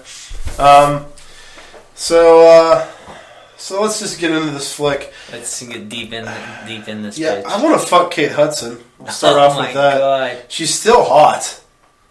Kate Hudson? Yeah. The one who... I have no idea what else she was in. I just know that Mark Wahlberg got... Pretty sure I know which Kate you're talking about. There's a lot of celebrity Kates. Mark Wahlberg got to fuck her in the beginning of the movie, and I was jealous. Good for him. Yeah, they got out of bed, and he's all like... completely real. Yeah. Not fake or anything. He got out of bed, and he's all like... She's like, "What? This is how you're leaving me for 21 days?" He's like, "You gotta get some sleep." She's like, "I need something else, too." Open her legs and whatnot. I was like, that'll do. That'll do. That'll do. I heard that Madonna and Willem Dafoe actually fucked for real when they filmed Body of Evidence. I've never even seen that. You don't know what anything I'm saying is? No. Okay. What's the next note I have on this movie? I know who Willem Dafoe is. Yeah, I heard he'd be a really good Joker. Really? Mm-hmm. Told you that. The internet. So they did a good job introducing him with his family in the beginning, so you're emotionally invested down the road. There's nothing new or groundbreaking here. Just good old-fashioned introduce the family so you care about them. There they are. But it worked. So that's all that matters. It worked. Where the kids like all cute and adorable, like, "Daddy, let's play games." There was this one kid, and she was a 10-year-old girl, and she had an awkward... The first time you meet her, like, after Mark Wahlberg and Kate Hudson get done fucking, they're in the kitchen, she walks in, she goes, "I only didn't knock on the door because I want a brother." I'm like, that's fucking weird. That's strange. Yeah, I'm like, okay, so she heard mom and dad fucking and was fine with it. I don't want to think about a 10-year-old girl hearing their mom and dad fucking at all. It's not acceptable. What's this rated? I want to say PG-13. Alright. Good research, jackass. Okay, what do you have for any of your stuff? Anything? Nope. As you finish up your top 5 lists. Clearly prepared. Fucking prick. The actress that played Andrea was hot as fuck. I thought she was Asian, but she was Latino. I don't know. But she was hot regardless. You like the Asian girls, huh? I do. I wanted to fuck her too. I wonder how Brooks feels about them. The real Andrea was really hot too, because at the end they show like the real people. She was fucking hot in real life, so good job with the casting. Was she also Asian? No, she wasn't either. I don't think she was Latino or Asian. So they made her Asian for the movie? She wasn't Asian. Did that bother you that they made her Asian for the movie? I just told you she wasn't Asian. You're not listening to me. You're listening to nothing listen very well. The 3 main characters, Mike, Mr. Jimmy, and Andrea, were really likable. I liked them. They were cool. They did a good job with them. And Andrea was the Asian one? She was the Asian American Latina. Sounds interesting. Yeah. She had a weird face, but I wanted to fuck it. Just right in the mouth hole. Yeah, it's right in the mouth. Right in the mouth hole. Give her a nice, good old-fashioned skull fucking. Knock this front teeth right out. What's wrong with you? That's terrible. Knock the back out. You ever hear some of Jason B's lines he uses on chicks? No. He'll walk up like, yo, let me get up in them guts. Kevin Smith's like, who wants their pussy referred to as guts? Dude, what's he say about the fucking seal in the first Clerks one? Make like a circus seal or something like that? Oh, yeah, that was... Dude, the first time I heard him say that, I fucking lost it. He's really funny. Clerks was such a good movie. I need to see Clerks, too. Like, he was... One of the other ones he'd say, like, yo, I'm gonna knock the bottom out or something like that. Like, oh, my God. He's really funny. Back to Deepwater Horizon. That's a movie? So every single BP guy in the movie is a greedy, idiotic asshole. It was the BP oil leak. Yeah. Can I have that gum? Yeah. Never mind. What if I start chewing too loud? They did a good job with the BP guys because they made you hate them. They're just a bunch of stupid idiots, as Jericho would say. You don't get that, but it's fine. Sorry. They purposely didn't have safety tests done. Like, these guys show up to test the cement, like, for the well. And BP's like, yeah, you can just take it off. That's fine. And that's basically the reason why the fucking whole thing, like, fucking went to hell and blew up because of that. Basically, BP's a bunch of assholes. Yeah. Yeah, the theme of this movie is BP is evil assholes. That's what I have written down. That's the theme of the movie. Should have been called Deepwater BP Assholes. Dude, I heard, I don't know if it was my economics teacher just being like a crazy conspiracist, but he said that BP would buy, or gas stations in general, someone developed a water-based engine for cars. I heard about this, and they bought it out. They just bought it just so they couldn't make it. Done. I heard about that too. They occasionally had subtitles explaining what they were doing, which was nice since we don't all work in the oil field. I thought that was pretty cool. Oh. They're like doing shit, and I was like, they dumbed it down for me. I appreciate that. That cool. Was kind of cool. That's definitely cool. Yeah. The suspense throughout building to the well pressure blowing was really well done. They just keep like cutting the shots of like the well below the water and water like bubbles coming out, air, and like building and building till it blows. So you were a fan of the cinematography in this? Yeah. That's cool. Yeah. The scene where the well pressure finally blows and the gas causes a huge explosion was great. It was a really well directed movie. Is this what fracking is? No, I don't think. Fracking's so fun to say. Finch would know. Fracking. He does the fracking. He fracks? I think. How much does he frack? I don't know. Does he do a lot of fracking? Yeah. I'd frack with Finch. Would you? You'd frack with the Finch? You really felt for Felicia, his wife, when she finds out because of the family stuff at the beginning. That was well done. You're all like, oh man, she's all sad. I'm gonna fuck her still, but she's sad. Kate Hudson's so hot. Yeah. I don't know if she's really hot. I mean, this made her look hot in the movie. I don't know. Yeah, that's a good point. The whole sequence on the rig after the explosion was great too. Like they're trying to cut the pipe on the rig, then they're trying to get the power on. There's more and more huge fucking explosions, making it even worse. And they're trying to escape. It was just really well done action sequences. I really like the action sequences. Whenever everyone kind of is off the rig except for Mike and Andrea, the last two, they can't really get off, so they have to keep climbing. They get all the way to the top of the rig. And they have to jump off the top. And it was like really fucking far, like, I don't know, 70, 80 feet, something like that. You wouldn't have done it? I probably would have done it or else I would have blown up. Oh, well, that's a good point. I mean, so I probably would have done it. But she didn't want to do it, and you had to kind of push her off. But so they had to jump off the top, and I watched this behind-the-scenes thing they showed, how they filmed it. They had the stunt guy do the jump for real and have the fucking camera guy go with the fucking stunt man. What? And recorded it as he fell. And when you're watching, the shot was fucking awesome. Like, you're watching the camera point of view like him falling. It was really cool. Shit. Yeah, it was awesome how they filmed that shot. It was really cool. There was a cool montage at the end showing the real people, like, saying what happened to them after it was all over, which I like whenever they do that. They, like, kind of... I wish every movie would do that. Every single movie ever, they just have, like, sentences of what happened to this person. Oh, and now Mr. Incredible is in jail for raping his daughter. I feel like that's an 80s thing to do. You think? I don't know. I think it just depends on the type of movie. It didn't even exist in the 80s, but I know that it frequently happened in 80s movies that I've watched. They do it a lot more in true stories, which kind of makes sense because you want to know what happens to the person. They did it in Sully. Was Animal House a true story? Yes. I wish it was. I didn't think that movie was that great. I thought it was overrated. I thought it was alright. I thought it was a fun movie. It was a very fun movie. It was a great popcorn flick. That would pop Finch if he heard that. He would laugh. I don't know what that means, but I agree with you. This fucking when Finch and I worked at Suncoast, this guy would come in and he would say two things. No. I don't remember the other thing he said, so I'm not gonna. But he would come in and when he'd say this movie, he'd be like, "Oh, Lord of the Rings is great." I'm like, "Well, Lord of the Rings actually sucks." He's like, "No, but it's a great popcorn flick." And I'm like, I don't know what that means. I don't know what that means. And he'd be like, "Oh, Daredevil was a great popcorn flick." I'm like, "You're just saying that because the movie sucks, and you're saying it's a popcorn flick." You just call it a popcorn. Trying to justify a shitty movie. Yeah, I'm like, I don't understand.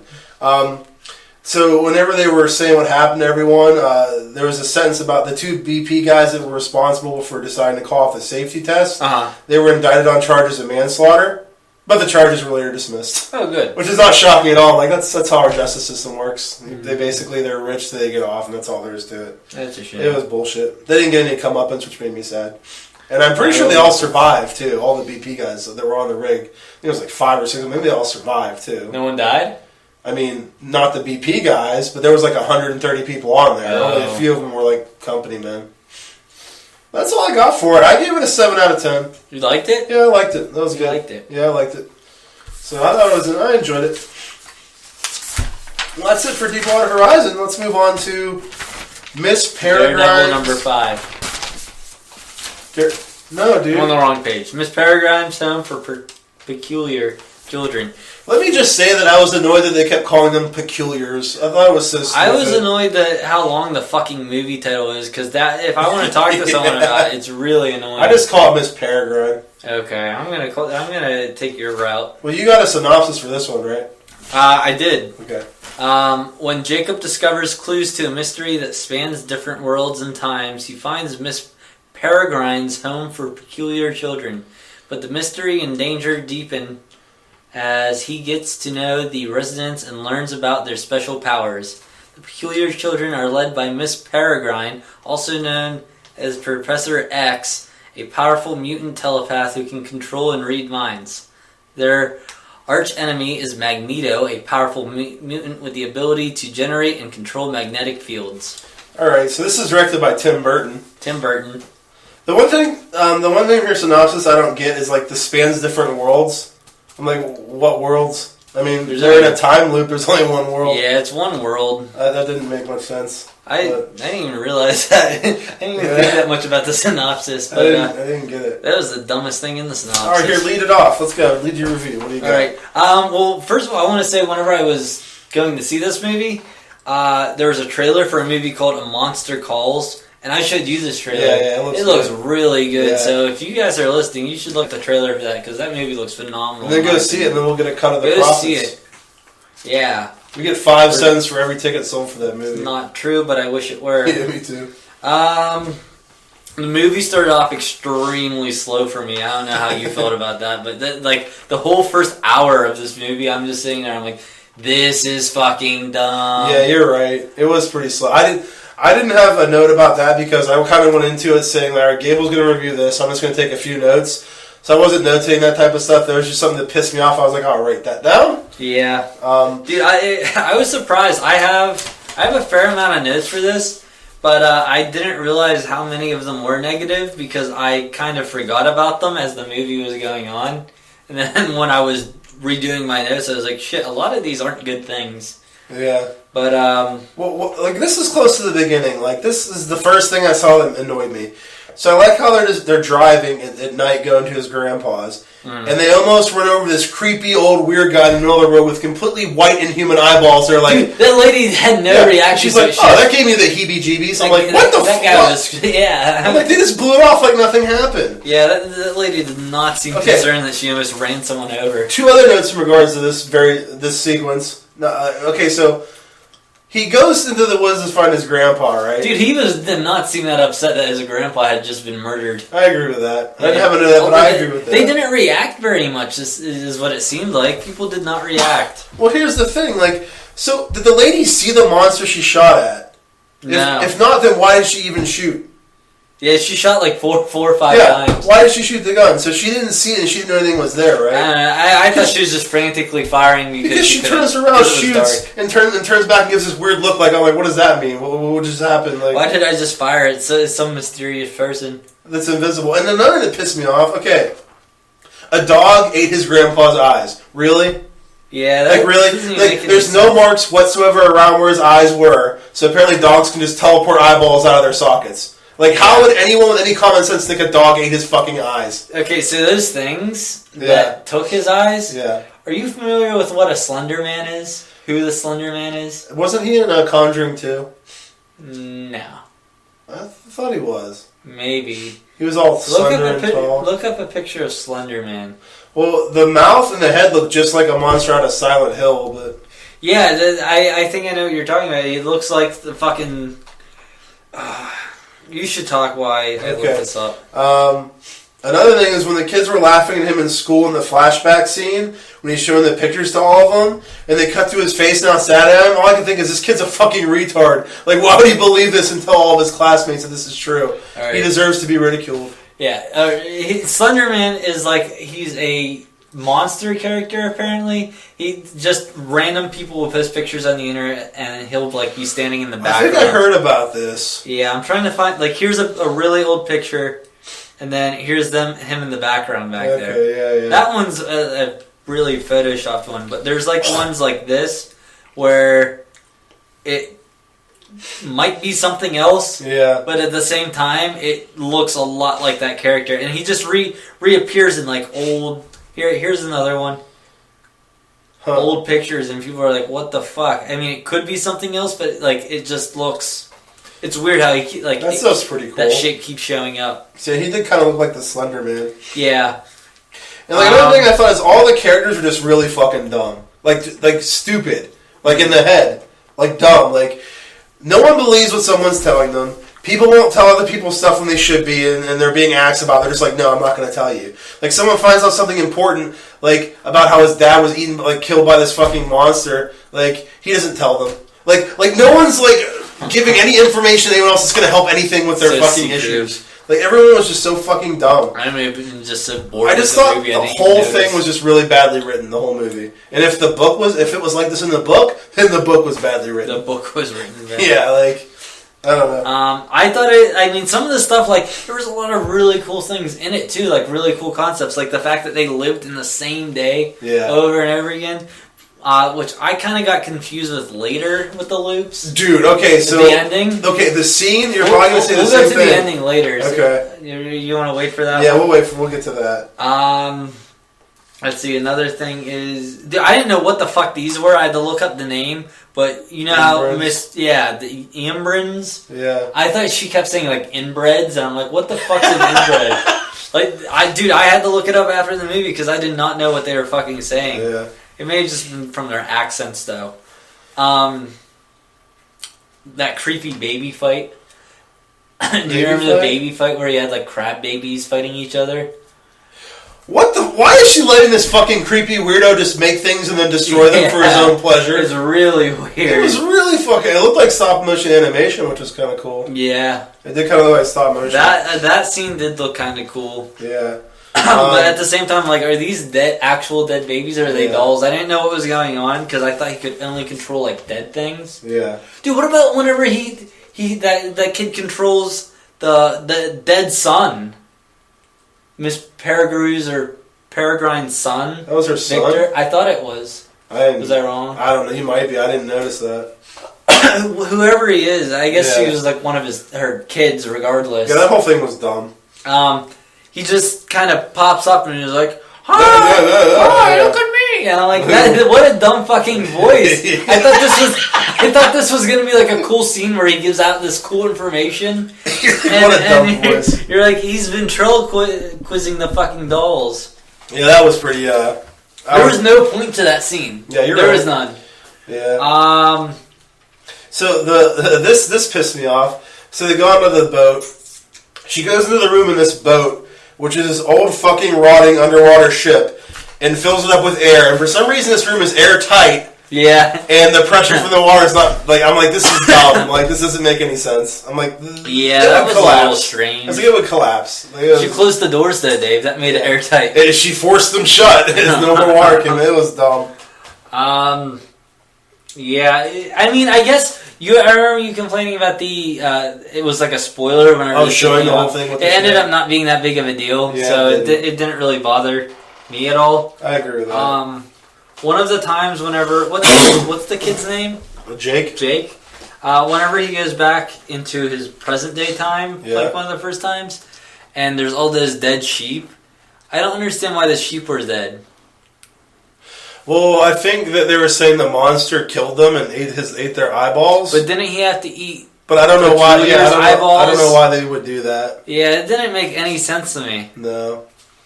A lot of what was that? Was there a name for that organization with Samuel L. Jackson? I think it was Hydra. Yeah, whatever they were, whatever those people were called, the bad peculiars were called. I didn't really understand why they were doing what they were doing. Like, I get they didn't want to be in the shadows anymore, but why did they put a bird in a cage and try to? Do you know what I'm saying? I don't remember why they did that. I can't think of, or I don't remember them mentioning any purpose. Like, can you even think of why would they need to gain more powers or anything like that? Well, I know the reason they were eating eyeballs so they could try and look normal again and stop looking like monsters. Right, I get why they... Yeah, I got that. So, okay, so even if there was a point to them doing that bird experiment in the first place, they didn't like that they became monsters, right? That's why they ate the eyeballs. Yeah. So why was the whole big plan at the end of the movie to collect more birds and do the experiment again? Yeah, I don't know if the reason was because maybe he thought he figured it out or something this time. They sure didn't fucking say that. No, they didn't explain they didn't explain the bad guy's plot very well at all in this movie. No.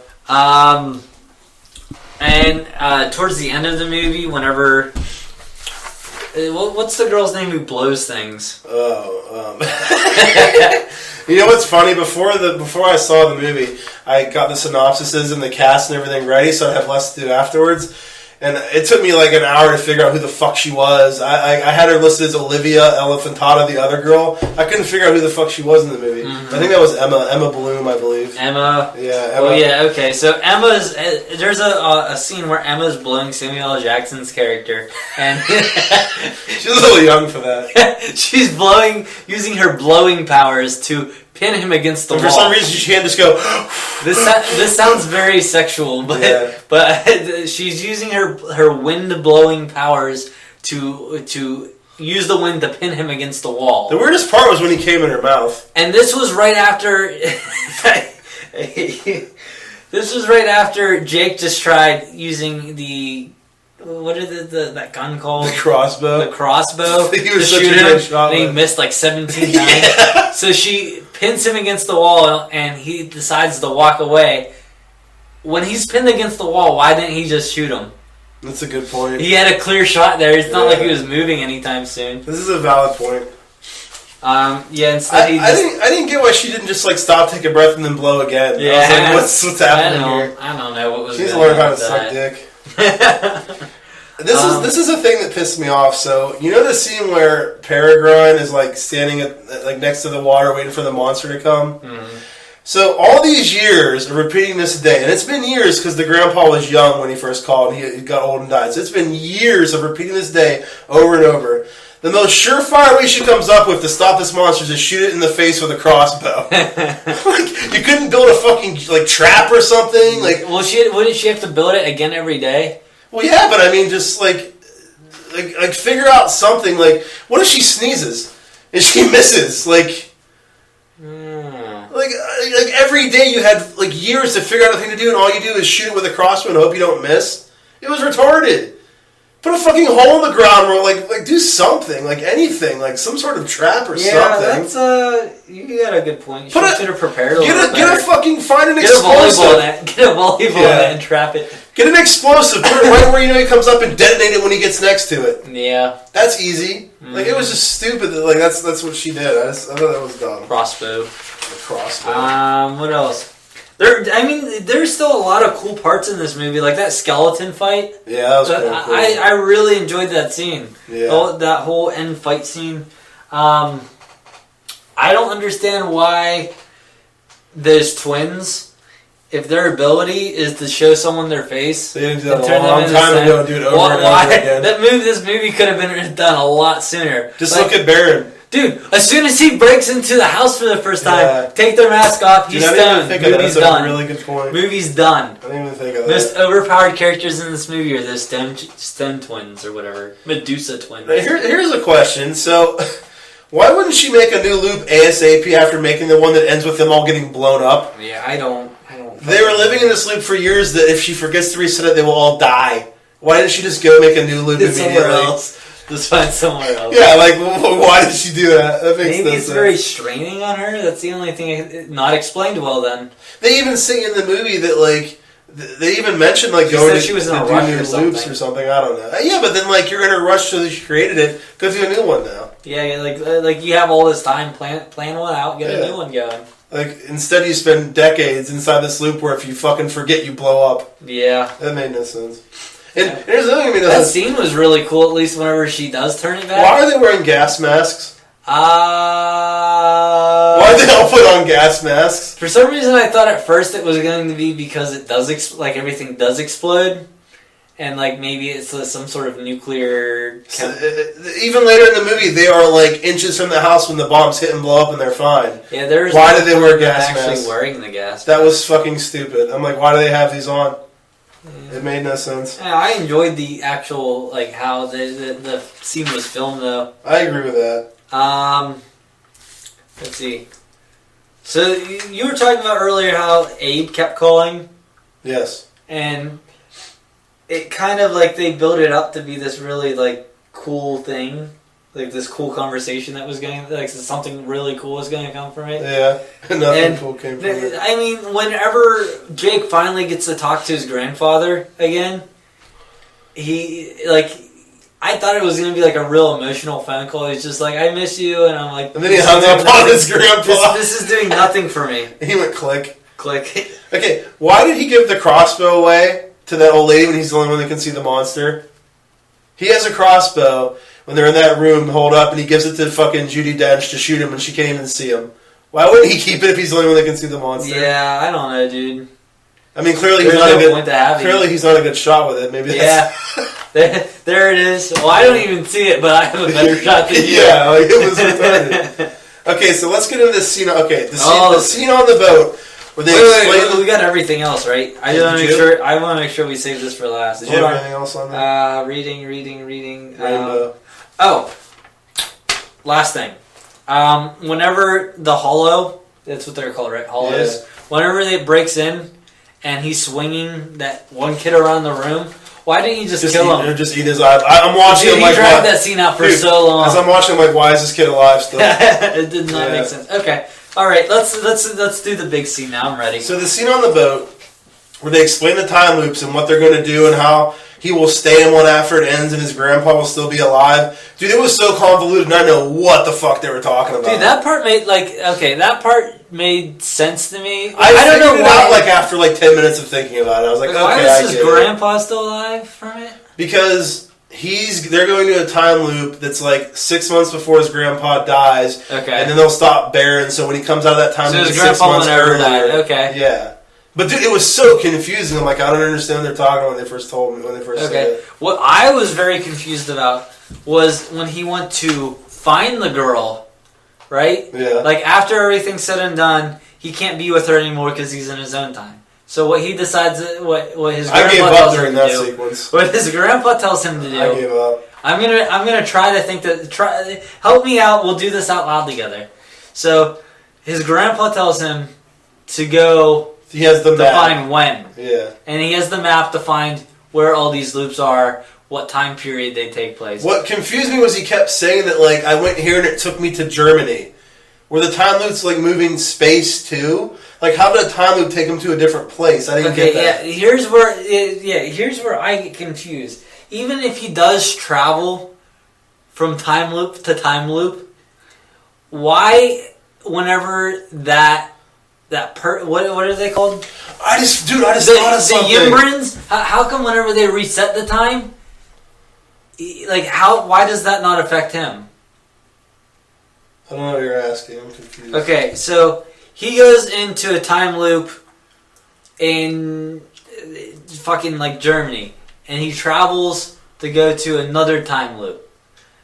How come if he's able to not be affected by the time being turned back, how come the time doesn't get turned back while he's in the time loop? Well, time gets turned back, but no one in the loop that's so peculiar is affected. They're still aware. Yeah, the peculiars are not affected by the time loop. The time loop. But this makes no sense. He's saying he goes from one. Okay, so in theory, he's in present day. He goes to a time loop, walks into a time loop that's, let's say, in 1970. Okay. Why is he not experiencing that day in 1970 over and over again? Why he's supposed to be. He should be, but he's supposed to go to 1970. He's somehow be able to advance in time, spend time in the military, they mentioned, which doesn't make sense to me. How are you going to spend time in the military when the day keeps getting turned over and over again? Well, that would happen after he leaves the time loop and goes into that time and finds another one. So basically what they're saying he does is, he goes to a time loop in he's in 2016. He finds a time loop that takes place in 1970. He walks into the time loop. He's now in 1970. When he leaves that time loop, he's in 1970 still. So he finds the next time loop that takes him back even further. But the thing that makes no sense about that is the only way he can stay in 1970 is if the loop ends. That's what I'm saying. Yes, yeah, that's what I'm saying. How come whenever that loop gets reset, that it's not affected? Like time's not changing again. It is changing. The time. Whenever he's in the military, he's not in a time loop. He's just in 1970. Why is time not advancing or why is time advancing? Why is he able to spend time in the military? Because he left the time loop. He left the time loop. He's not in the time loop when he spent time in the military. He's out of it. Okay. And he's trying to find the next time loop. Why doesn't he just go straight for another the one he's looking for then? What's that? What? Okay, so if he's using one to get from Germany to Ireland to whatever, why doesn't he just go straight to Ireland? I mean, if he's going from A to B to C to D, why doesn't he just go straight to D in the first place? I mean, I'm assuming. Well, yeah, I don't know.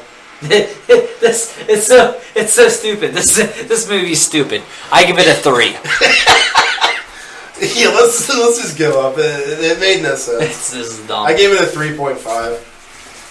Let's go on to Small Soldiers. There's still a lot of cool things about it. None of the time loop stuff makes any sense. Okay, take a kid to go see it. They're not going to even think twice about the confusing shit, so they'll enjoy it. Whatever. Small Soldiers. Oh, I love this Small Soldiers. Let's talk about Small Soldiers. This movie is very near and dear to my heart, and Dave's going to tear it apart. No. This is the first time I've seen it, ever. I know. Missile technology is used to enhance toy action figures. Alan gets a hold of some to try to sell at his father's toy store, but the toys soon begin to take their battle programming too seriously. Alan and the slutty neighborhood girl, Christy, must fight for their lives to survive Chip Hazard's mission to destroy the Gorgonites. Can I tell you a true story? Yes. Alright, so when I was in grade school, I had a friend who I somehow got in trouble because he asked his parents to see this movie, but it was too violent. His parents thought it were too violent. Yeah, I mean, it's not. It's just toys. Yeah. It's not really violent. Yeah. Peregrine was fucking violent. Apparently, I went back and looked this up, but apparently this was considered to be a very violent movie for kids. Really? It was criticized to be too violent. I mean, I guess... Toy Story had just come out, and people were expecting this to be like Toy Story, and they did not get that. I mean, I guess violence can be more than like someone getting stabbed. Like, the actions they're doing when they're trying to shoot people is violence. Mm. You know what I mean? But okay, let me start off with saying, why is Gil Mars, who's Dennis Leary's character, trying to make toys that can't technologically exist till like 2345? Like, why is he like, yeah, let's just make sentient toys? Like, okay, it's fucking 1998, you can't do that until like 300 years from now. And he's deciding, like, well, come on, do it. And they're just like, okay, like, that doesn't make any sense. Military grade chips. It doesn't matter. They even explain later. We don't have military grade chips right now. It's a fucking movie. It doesn't matter if it's a fucking movie. Movies have fucking rules. You can't watch Spider-Man and let Spider-Man fucking fly to the moon because it's a fucking movie. You have to follow the rules in the movie. I don't understand what you're talking about. Just because it's a movie doesn't mean you can do whatever you want and have it not make sense. Explain this particular instant. I get what you're talking about, but explain this instance. What doesn't make sense? That they're using military-grade chips and toys? To make them do what they did. You can't do that. You can't do it now, let alone in 1998. And saying it's just a movie is a real cop-out reason, because... No. This doesn't matter if it's just a movie. You can't make radioactive spiders either, but Spider-Man does exist. Because that's in the world they do that. In Spider-Man, he's bit by a radioactive spider. In this world, they have that military technology. I don't know. It just didn't make any sense to me. I don't know. I don't understand how you can criticize it for us not being able to make the technology, but we can't make a radioactive spider that bites people and gives people powers. That's not how it works. This is true. That's not how that would technically work. So you're saying in this movie that takes place in a real world of 1998, they're just super more technologically advanced than us, but only in military technology. That seems logical. I guess. That doesn't make any sense. They're only technologically advanced in military chips that they can use on toys to make them sentient AI. Why are there radioactive spiders that give people superpowers? That's how it is in the world. There's just they're in a science lab. They're doing experiments on a spider, and they use science to make it radioactive, so it bites them. They're in a secret advanced military lab in this, though, where they're using high-grade computer chips. Yes, but to give these toys an artificial intelligence. Oh, and there's another thing. Real intelligence. And they just decide to give them top secret access to 2 fucking toy employees. That makes sense too. The one guy stole it. She walks up to him and goes, "Here's your passwords for everything that's top secret." That's what she says in the movie. Yeah, but why? She goes, "This will give you unlimited access to everything." Did he have somebody else's card or something that he grabbed? I thought he picked up like someone's card or something. No, like the one guy was like, "Ooh, this is a good password," and the guy just used that password. So they give this top secret technology to 2 fucking toy employees. That makes sense. I thought he discovered he used like someone else's password and forgot his own. Because I remember him like being like, "Oh, I don't remember my password," and he reaches in his pocket and grabs something. Even if he did, which I don't think he did, she didn't even give them the card. She said this will give you access to the most top secret stuff in our company. She memorized said it, and then she took it back. And what card did he have? Why would they give employees at a fucking toy factory? I don't think he had that much access. I think he had somebody else's access. She said, and I quote, "This gives you access to everything we have that's top secret." She says that. Okay. She says it to him. It makes no sense. Fair enough. That's fine. I mean, you're right. That makes sense. Oh, cool. So, wait, what's your first note that you have on the movie? The violence. It was generally about the violence. What else is... I mean, I guess they could have been trying to be funny. Like, when they just gave it to him, like, "Oh, why would they do that? That's silly." Like, this is a children's movie, so... Yeah, but even children's movies like Toy Story, like, they're fun for adults and they still make sense. I mean, in Toy Story, the toys, like, talk and they're magical.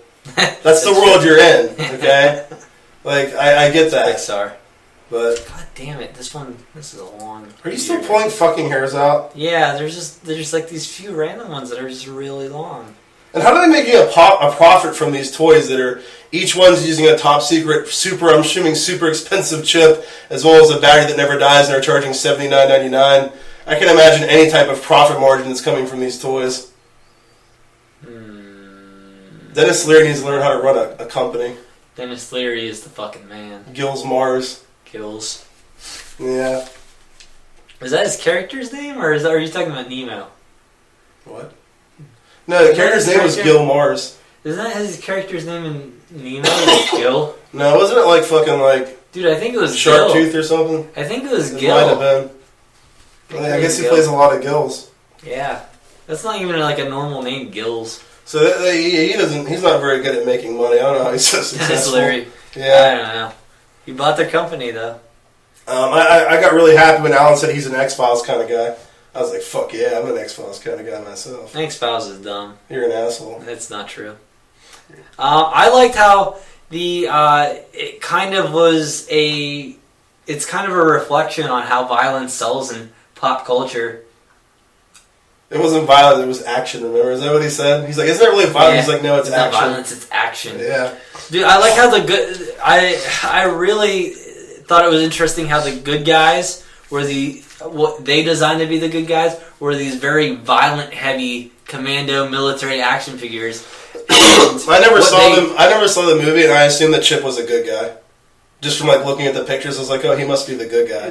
Because he's the military guy? Yeah, no, I really like how the monsters are the pacifist and like don't want to fight. And I thought the monsters being dumb got really annoying really fast. The monsters being dumb? Like really stupid. I was like, alright, I'm done with this. Yeah, the commandos were just there to pretty much slaughter them. And that's this another is really kind of fucked up. The whole like thing with like the commandos were just trying to kill the Gorgonites. I don't know, that was kind of lame. This is like a Nazi type thing going on. I was just like, this is boring. Like, they're just gonna try and like find. I don't know. I think come up with something a little cooler than that.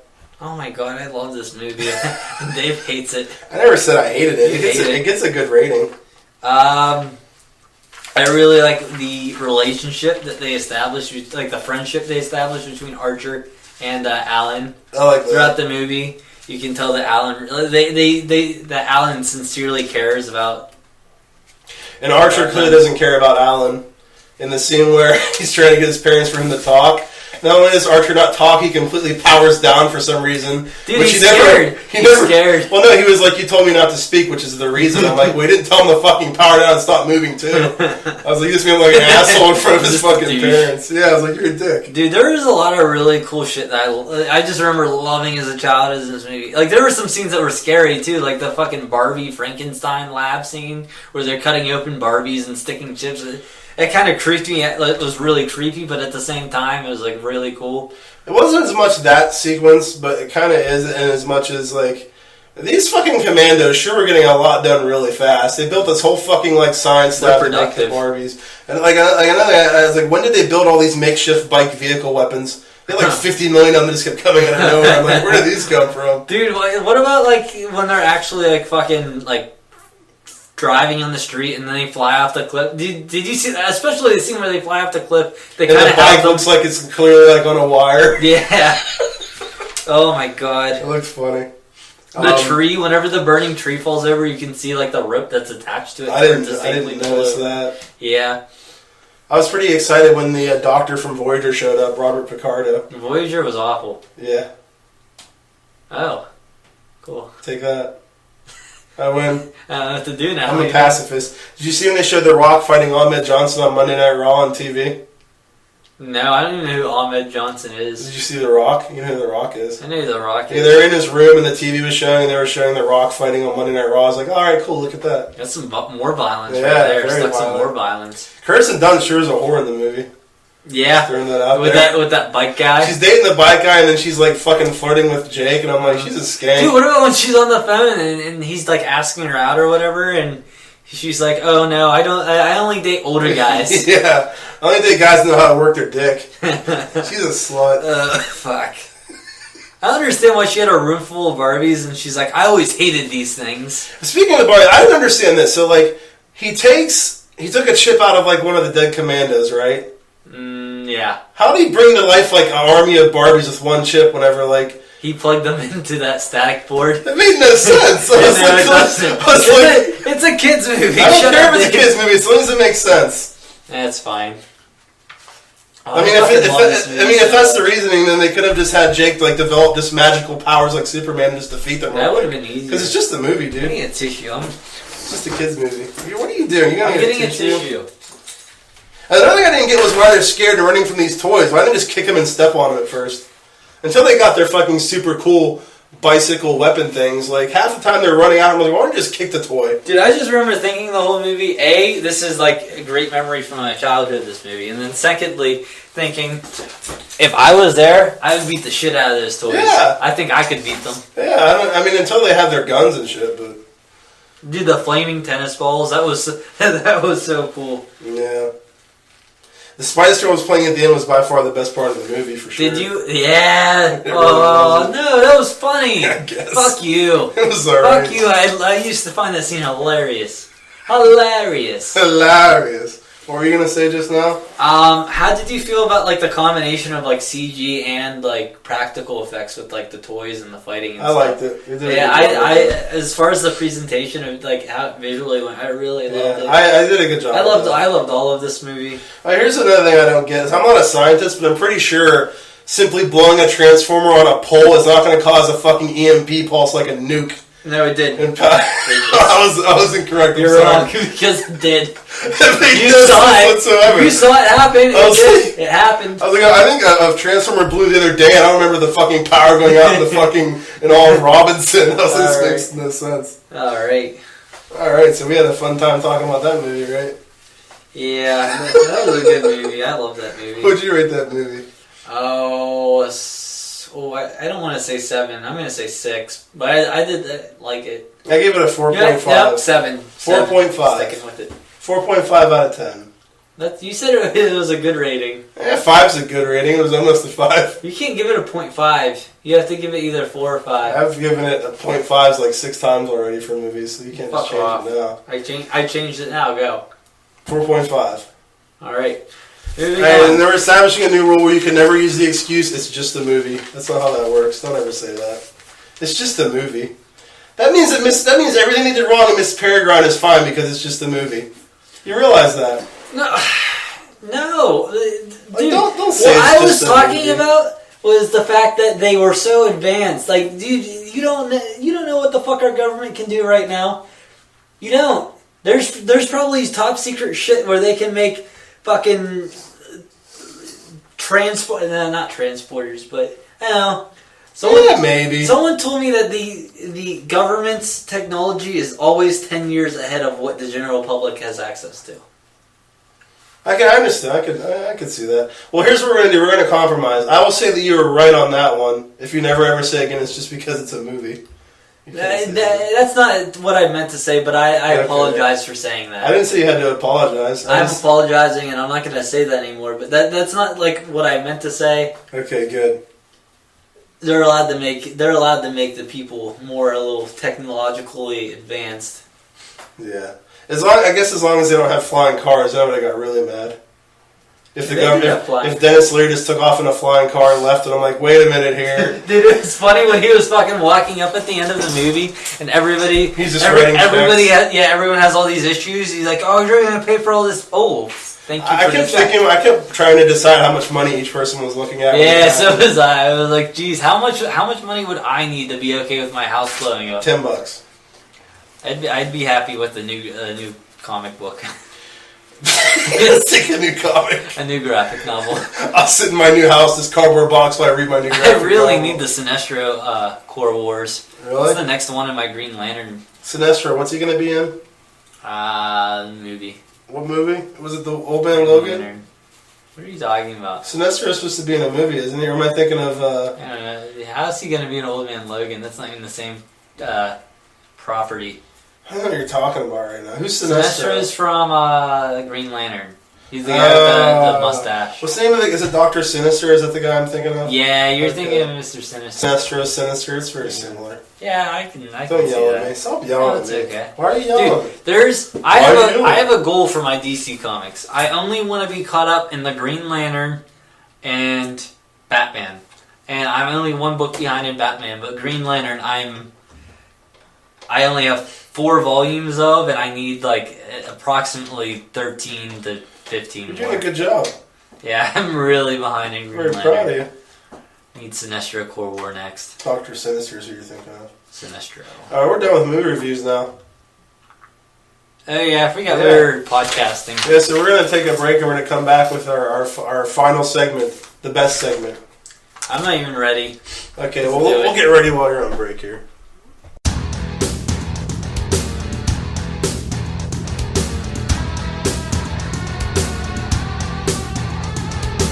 We're back! Unfortunately, we didn't die. Oh, wait, unfortunately we didn't die? Yeah, I mean, I may have since you can't hear me. And there we go. I'm live again. Hooray, I don't want you to be dead. Alrighty. Hey, okay, so we're gonna do our top 5. What are we doing, Dave? Oh. We're doing this week's top 5 is top 5 animated films. Top 5. We have some Twitter submissions. We do. We have one Twitter submission and one non-Twitter submission. Which I don't know that she gave it to us in person. I don't know if that's better or worse. I mean, she gave it to us in person, but then she also... Better for us or better for her? I forgot what we're talking... That was cool. I already forgot what we're talking about. I give up. The Twitter submission and non-Twitter submission. Yeah, I'm confused. For this list. So, top 5... Top 5 animated films. Sometimes I catch Dave walking around in the bathroom with his pants down and he's asking where the soap is. Okay, whenever I was watching Miss Peregrine's Home for Peculiar Children, I pulled my dick out and started jerking off because that chick was hot. Eva Green. Yeah. Oh, dude, that fucking scene with her in 300. 300 sequel. Oh, she's really getting fuck. it. She's really getting it. Are her boobs out in that? Yes. Oh, cool. Her boobs were out. They were out and about and Her talking. boobies? They were like, hey, what's up? Can't believe they shit her boobies. Them boobies. Them boobies. We like boobies here. Breakroom Bullshit. Save the boobies. We're very mature. Yeah, boobies. Top 5 animated films. Do the music thing. Da da da da da da da da da. That was pretty good. Was it good? No. Just made it up right now. So, we're going to start off with... Brooks's? No. We'll start off with my number 5. Oh, we're doing ours last. Or theirs last. Yes. Fuck them. Yeah, you tell them, Steve, Dave. So I'm going first or you are? I'll go first. My number 5 top animated films. Number 5, The Brave Little Toaster. That's a good movie. I love that movie. It's a good movie. There were a lot of movies that I loved as a child, and I was like, will these be on my list? And I decided to be on my list or not based on when I watched them more recently, if I still love them as much as I did. Land Before Time, I still like nowhere near as much as I did when I was a kid, though. Ferngully, The Last Rainforest. Land Before Time was a lot more dull than what I remember. Yeah. It was weird. I was like, wow, this is really not eventful at all. Yeah, I thought the same thing. But yeah, Brave Little Toaster I've watched recently and I still fucking love that movie. I'll sing all the songs, I just love it. I can respect that. I love it. Alright, and what's your number 5? It's actually a Japanese movie that came to America. The studio is owned by Disney, but... Is it Princess Mononoke? No, I think it's by the same... the studio... Is it Spirited Away? It's Spirited Away. I love Spirited Away. Really? I've never seen it. Oh my god, I love that movie. Is the one with the big fucking weird round animal? Is that My Neighbor Totoro? That's My Neighbor Totoro. Okay, let's talk about Spirited Away. Why do you love it? Spirited Away was a movie... Okay, so I don't know if you remember the movie Spirit. It won like Academy Awards. It was about that horse. Do you know what I'm talking about? It's an animated movie? No. Well, my grandma wanted... No, I do. I know what you're talking My grandma thought she was buying that for me. And I got this, and I was like, this is really weird that Grandma bought me this Japanese movie. And I watched it when I was, this is like when I was like really young. Watched it, loved it. It's like a kids movie or just like a normal It's PG? a kids movie. Okay. Yeah, it was really cool. Her parents get turned, she's moving and her parents get turned into pigs and she has to work at this bathhouse. Well, we're all allowed to have one bad movie on our list, so that's your one. Yeah. I'm just kidding. That's probably great. You're going to say the same thing about the next one. Oh, great. My number 4 is Futurama, Bender's Big Score. No, I've never even seen that. This is the movie that I had to change my list for. Oh. Because initially I was like, well, it's Futurama, it's a show. I didn't even realize they had movies. They released 4 movies. I didn't even know that. Straight to DVD movies. And Jackie convinced me that yes, that is a movie, and I was like, fuck, damn it, I have to put it on my list because I love that fucking movie. It's my favorite of the Futurama movies, the 4 they did. And there's a couple episodes that I love too, but it's definitely like my top 5 episodes. It's fucking amazing. I've watched it so many times. It's great. Which one was this? It's the one... Bender's Big Score? It's the time travel one where Bender keeps traveling. He's back through time to like steal... Wait. I was just asking the name. I know I haven't Bender's seen it. Big Score, yeah. Bender's Big Score. But I really like the episodes that have like an emotional plot to them. Like this one was very like Leela and Fry and their relationship, which I liked. So, but I really love it. Cool. All right, who's your number 4? Here we go. All right. Pokemon the movie. All right. The original movie. Oh, we don't remember those crappy sequels that don't count, right? I mean, Pokemon 2000 was also good, and so was Pokemon 3. Oh boy.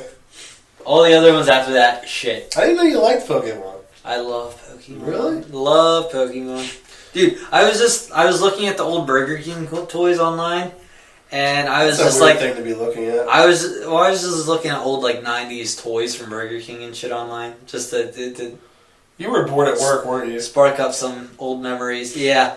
And I was just like, I would pay probably around $50 to $100 just to have a brand new one and reopen it for the first time. I hear you have some valuable Pokemon cards. I do. Some really valuable ones. I have. We'll give out your address shortly. Yeah. I have some, dude, I didn't even think this one would be that popular, but there's one called Machamp, and I have a holographic version, and for some reason that's the most expensive one that I own. Huh. That's pretty awesome. Planning on selling that one day. Alright, number 3. My number 3 is Toy Story 3. Ooh, that made me cry at the end. Yeah, it was a great movie. I love that fucking movie. It's so good. I think I may have mentioned this before, but whenever I made my list, I based these off the fact of how likely am I to turn this movie on and watch it. Like, if you ask me to put something on, what am I going to choose? And as much as I love the Toy Story movies, there's so many other things I would choose before watching Toy Story movies. I love them a lot. They hold a special place in my heart, but I can't see myself turning it on anytime. Maybe I've seen them too many times, and they lost some value. I don't know. Do you get what I'm saying? Yeah, I see what you're saying. So what's your number 3? My number 3 is The Incredibles. Oh. You were mentioning how you're like, I don't get why people like The Incredibles while I was making my list. I didn't even see it. You didn't even see my list, but yeah, The Incredibles. I like it. People are like, it's the greatest thing ever. I'm like, I like it. I have to watch it again. It's alright. I don't know. Whenever I watched I might have been looking for some like hot cartoon chicks to jerk off to, and I got disappointed, maybe. That's why I didn't like it that much. So I don't know. Yeah, it was a really. I like team superhero things, like Teen Titans and shit like that. I love seeing like teams work together, and this is a family, so they kind of have a better bond. So it's cool seeing them work together, and I really enjoyed that Incredibles movie. That's good. Number 2 for Dave, Over the Hedge. Oh, I thought you were gonna say the Digimon movie. No, you were close. Okay. I love Over the Hedge. It's probably my favorite. Is it the one with the gnomes? No, it's probably my favorite kids movie ever. I don't even know what that is. It's like these animals are like hibernating. They wake up and they built this fucking like suburbs around them, and they're trying to like get food for hibernation. And this raccoon shows up, played by Bruce Willis, who's like this fucking sly character that's trying to like cheat them out of their food. Oh, dude, I think you're thinking of Hoodwinked. No, I love this movie. You should watch it sometime. Yeah, I might have to look into this. I'll give you a handy while we watch it. Cool. I'll make it even better for you. What's your number 2? Is it Digimon? No. It is Big Hero 6. Oh, I thought you didn't like that movie. Another team movie. I thought you didn't like it. I love Big Hero 6. That's a team movie? Yeah, they're a team. They're a duo. Okay, there's Hero. There's Two people Baymax. can't be a team. There's Wasabi. 2 people can't be a There's team. Honey Lemon. 2 people There's cannot Go-Go, be a team. And there's Fred. That's 6. Tag teams have at least 2 people in the wrestling. It's a team. I didn't know there were that many in there. Yeah. That's pretty cool. Yeah, I still have to watch it. I haven't watched it yet. It's a good movie. I can't believe you haven't watched. Dude, that's one of my. Oh, fuck. I have to watch it. You need to get on that. My number 1 is my same number 1 as last week. South Park. You like South Park. Dude, that movie, I love it. It's alright. It's way better than alright. It's alright. It's way better than alright. It's so fucking good. It's so fucking good. What are you doing? Hiding the list. We just got through number 1. I'm not going to change mine at this point. I think you're going to change yours to South Park to be cool. To be cool. Oh, yeah. All the cool kids love South Park. Yeah. I'm really curious what your number 1 is. I have no idea. Oh my god. It's the Iron Giant. Really? Have you ever seen the Iron Giant? I've seen part of it. Dude, that movie makes me fucking cry at the end. See, the thing is, I watched it, I was like, this isn't good, so I turned it off. Dude, it makes me cry and it has a happy ending at the same time. That's weird. Like, you get sad because you think it's, like, sad, but then you get... Dude, it makes me cry twice at the end. Once when he sacrifices himself to save everyone, and it makes me cry again whenever the boy discovers that he's actually alive still. Oh. Yeah. I don't like when they do that. Oh, dude, it was... I hated movies when they kill I know what you're talking about, but like at the same time, it was well done. Okay. I can respect it. It made me cry twice. Oh, dude, I think it was Kevin Smith. In an interview or a podcast or whatever, it may have been Kevin Smith. I don't want to be wrong, But somebody... I'm sure you'll hear from him if you are. Yeah, he's going to give me a real earful. You're going to get talking to. Someone described it very well as the best Superman movie ever made. Because it really is a really good description. I saw that. That was in one of his Evening with Kevin Smith. It was Kevin Smith? Yeah. Okay. Yeah. All right, well, that's our top 5. Let's do honorable mentions. My first honorable mentions are many other Pixar movies. That's funny. I wrote all Pixar movies except for Cars 2 and Inside Out. Yeah, I mean, I got like Up, Bugs Life, Toy Story 2, Good Dinosaur, Toy Story 4. I like the first Cars movie. Second one just hit me real bad.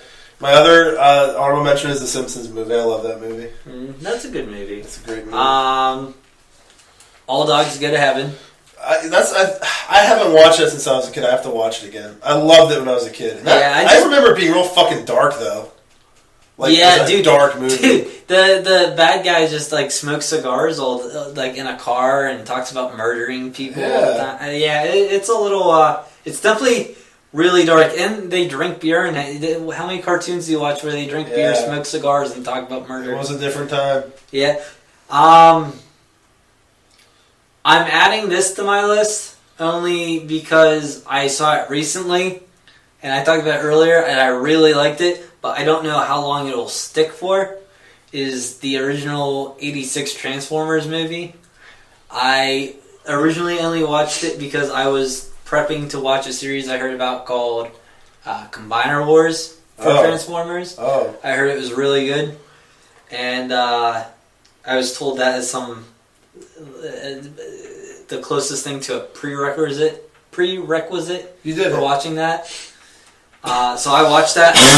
Dude, that movie is like a fucking 80s trip. Really? Dude, if I play for you the soundtrack, there's like Weird Al on the fucking soundtrack and like a whole bunch of like 80s rock bands, and I'm like, wow, the whole movie was like just a music video for 80s rock that just had robots fighting in space the whole time. So let's go to your honorable mentions. Yeah, I don't know if I want to say honorable mentions since this is a newer movie to me. Oh. Do you see what I mean? Like, I don't know if it's just because I just saw it and... So you just wanted to mention it?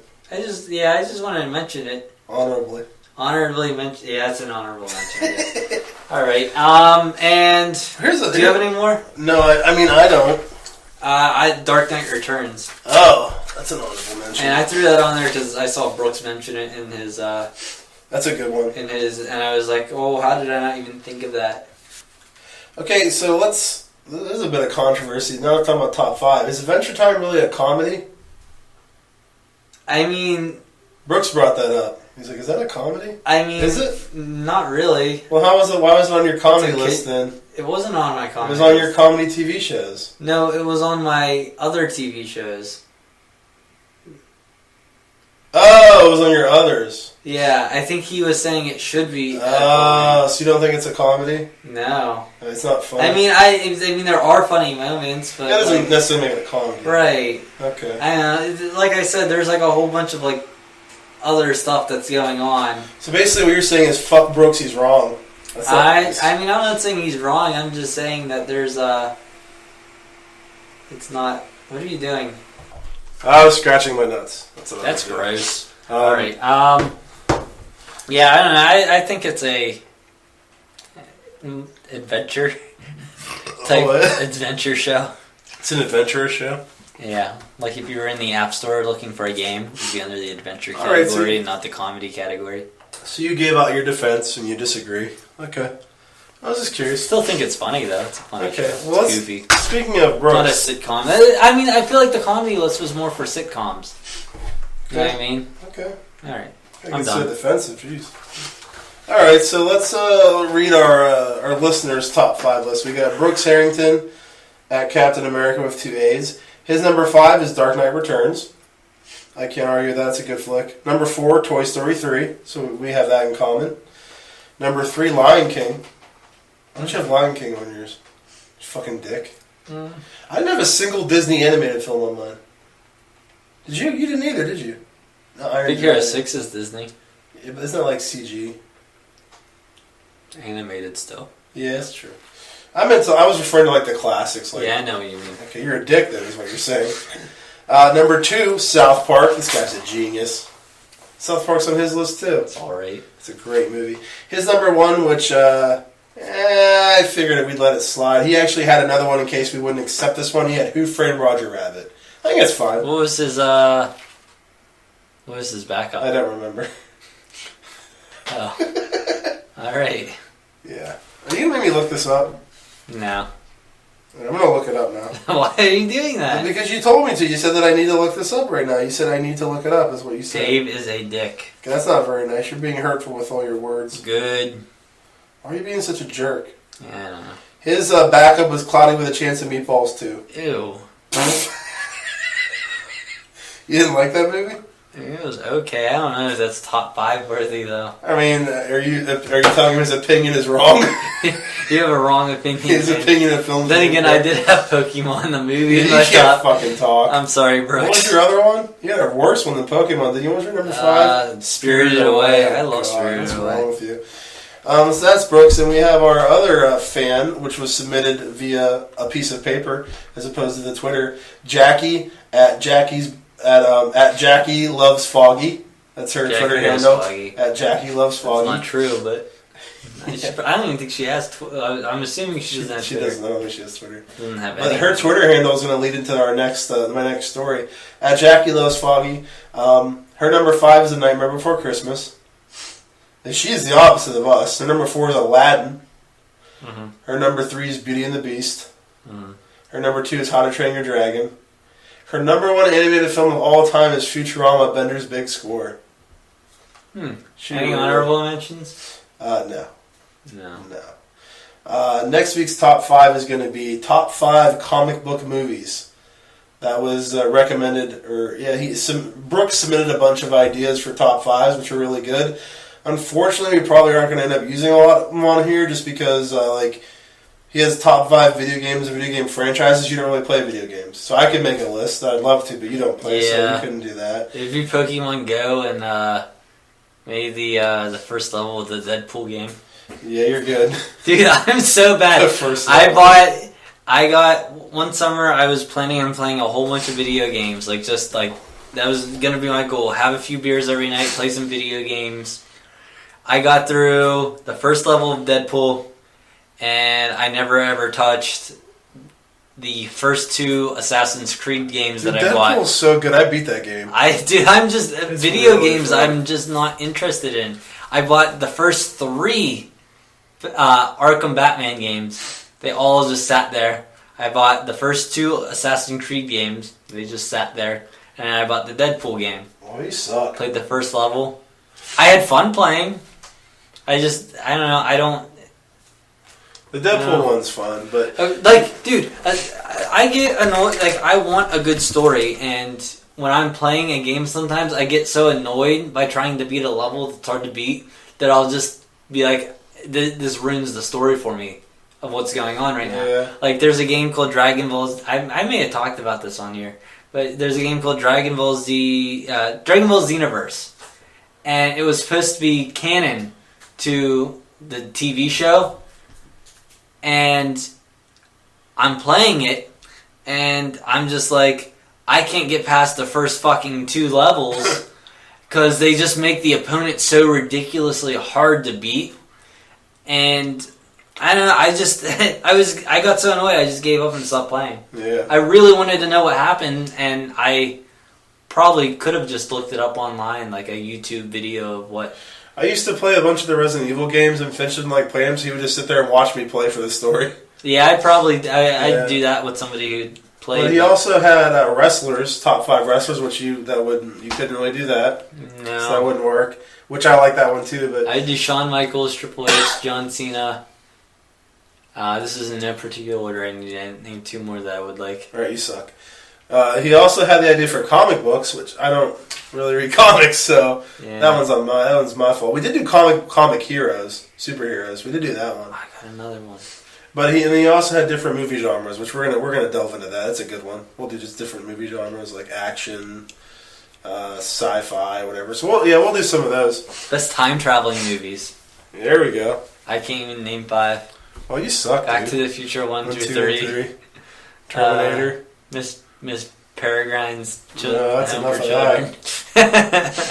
So we have to thank Brooks for those recommendations, which we probably won't use most of because of Gable. Thanks a lot, Gable. I suck. And speaking of Brooks, he tweeted. Did you see the tweet he sent out about Brother Voodoo? And he's like, "What the hell is Brother Voodoo?" Did we say something about Brother Voodoo? Yeah, dude, he was one of the characters in Uncanny Avengers. Did you make it up or something? His main name might be something else, Voodoo, like Doctor. So were you wrong? That's why I said that. No, I think you pointed it out, and I wasn't really getting to talk about him. I don't know. You're a dick. Brother Voodoo. Brother Bear. Brother No, Bear. his name's Brother Voodoo. Is it? Yeah, look. Okay. Brother Voodoo. Apparently he's some sort of voodoo guy. It's okay. Maybe I was like, what the hell is a Brother Voodoo? And I said Oh, yeah, you may have said it funny. Yeah, I think you did. Okay, that makes sense. Brooks pays more attention than I do to this All right, show. that was the Brooks segment. We're not done with it yet. So why is Agents of S.H.I.E.L.D. so bad? He posed that question to us. I haven't watched it. Why does it suck so bad, Gable? I think he likes it. I remember watching the first season. Yeah. Now, I have heard the first season, the second season got a lot better. But go on. I watched the first half of the first season whenever it was first on. It's a lot of first. Or it was first on TV. And I just remember being really bored with it. And I told my dad to stop recording it and he didn't have to record it anymore. This is when I lived at home. Oh. Alright then. So yeah. It was bad because you stopped watching it? I don't think I ever told my dad to stop recording it. What didn't you like about it? I mean, why did it suck? I don't know, it just bored me. I didn't see any of like the superheroes I wanted to see.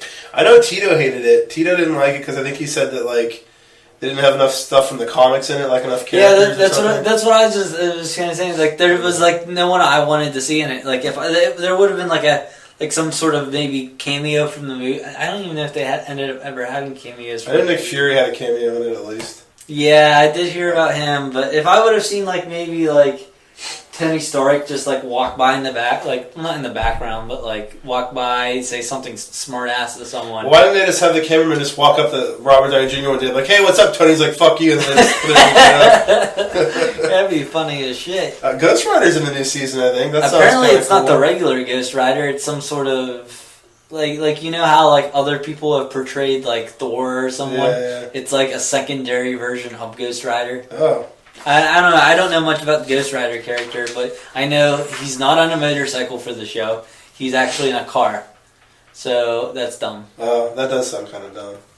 Alright, so the Foggy story from Comic-Con I went to.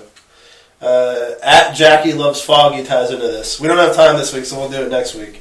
So we're going to go ahead and plug the Twitter. We'll do the Foggy story next week. Twitter is at BreakroomBS1. That's at BreakroomBS, the number 1. Yeah. SoundCloud, Breakroom BS is the page, or you can just search Breakroom Bullshit and stream or download it. If God help you, if you listen to this entire episode and you enjoyed it, God, first of all, God bless your soul. Second of all, don't be afraid to go share a link to our SoundCloud if you know someone who might be, if you think your friends might be interested in it, or if you know someone who might be interested in it, spread the word, get us out there. You're Help smart. Get us out there. Yeah. You're smart. Thank you guys for listening. Yeah, thanks everyone. Thanks for tolerating us. Especially me. Yeah, you're really annoying. No, I'm kidding, you're not that bad. I'm pretty annoying. Yeah. We're annoying. We'll talk We're both annoying. So that's what we've been told. Alright, we'll talk to you folks next week. See ya. Please.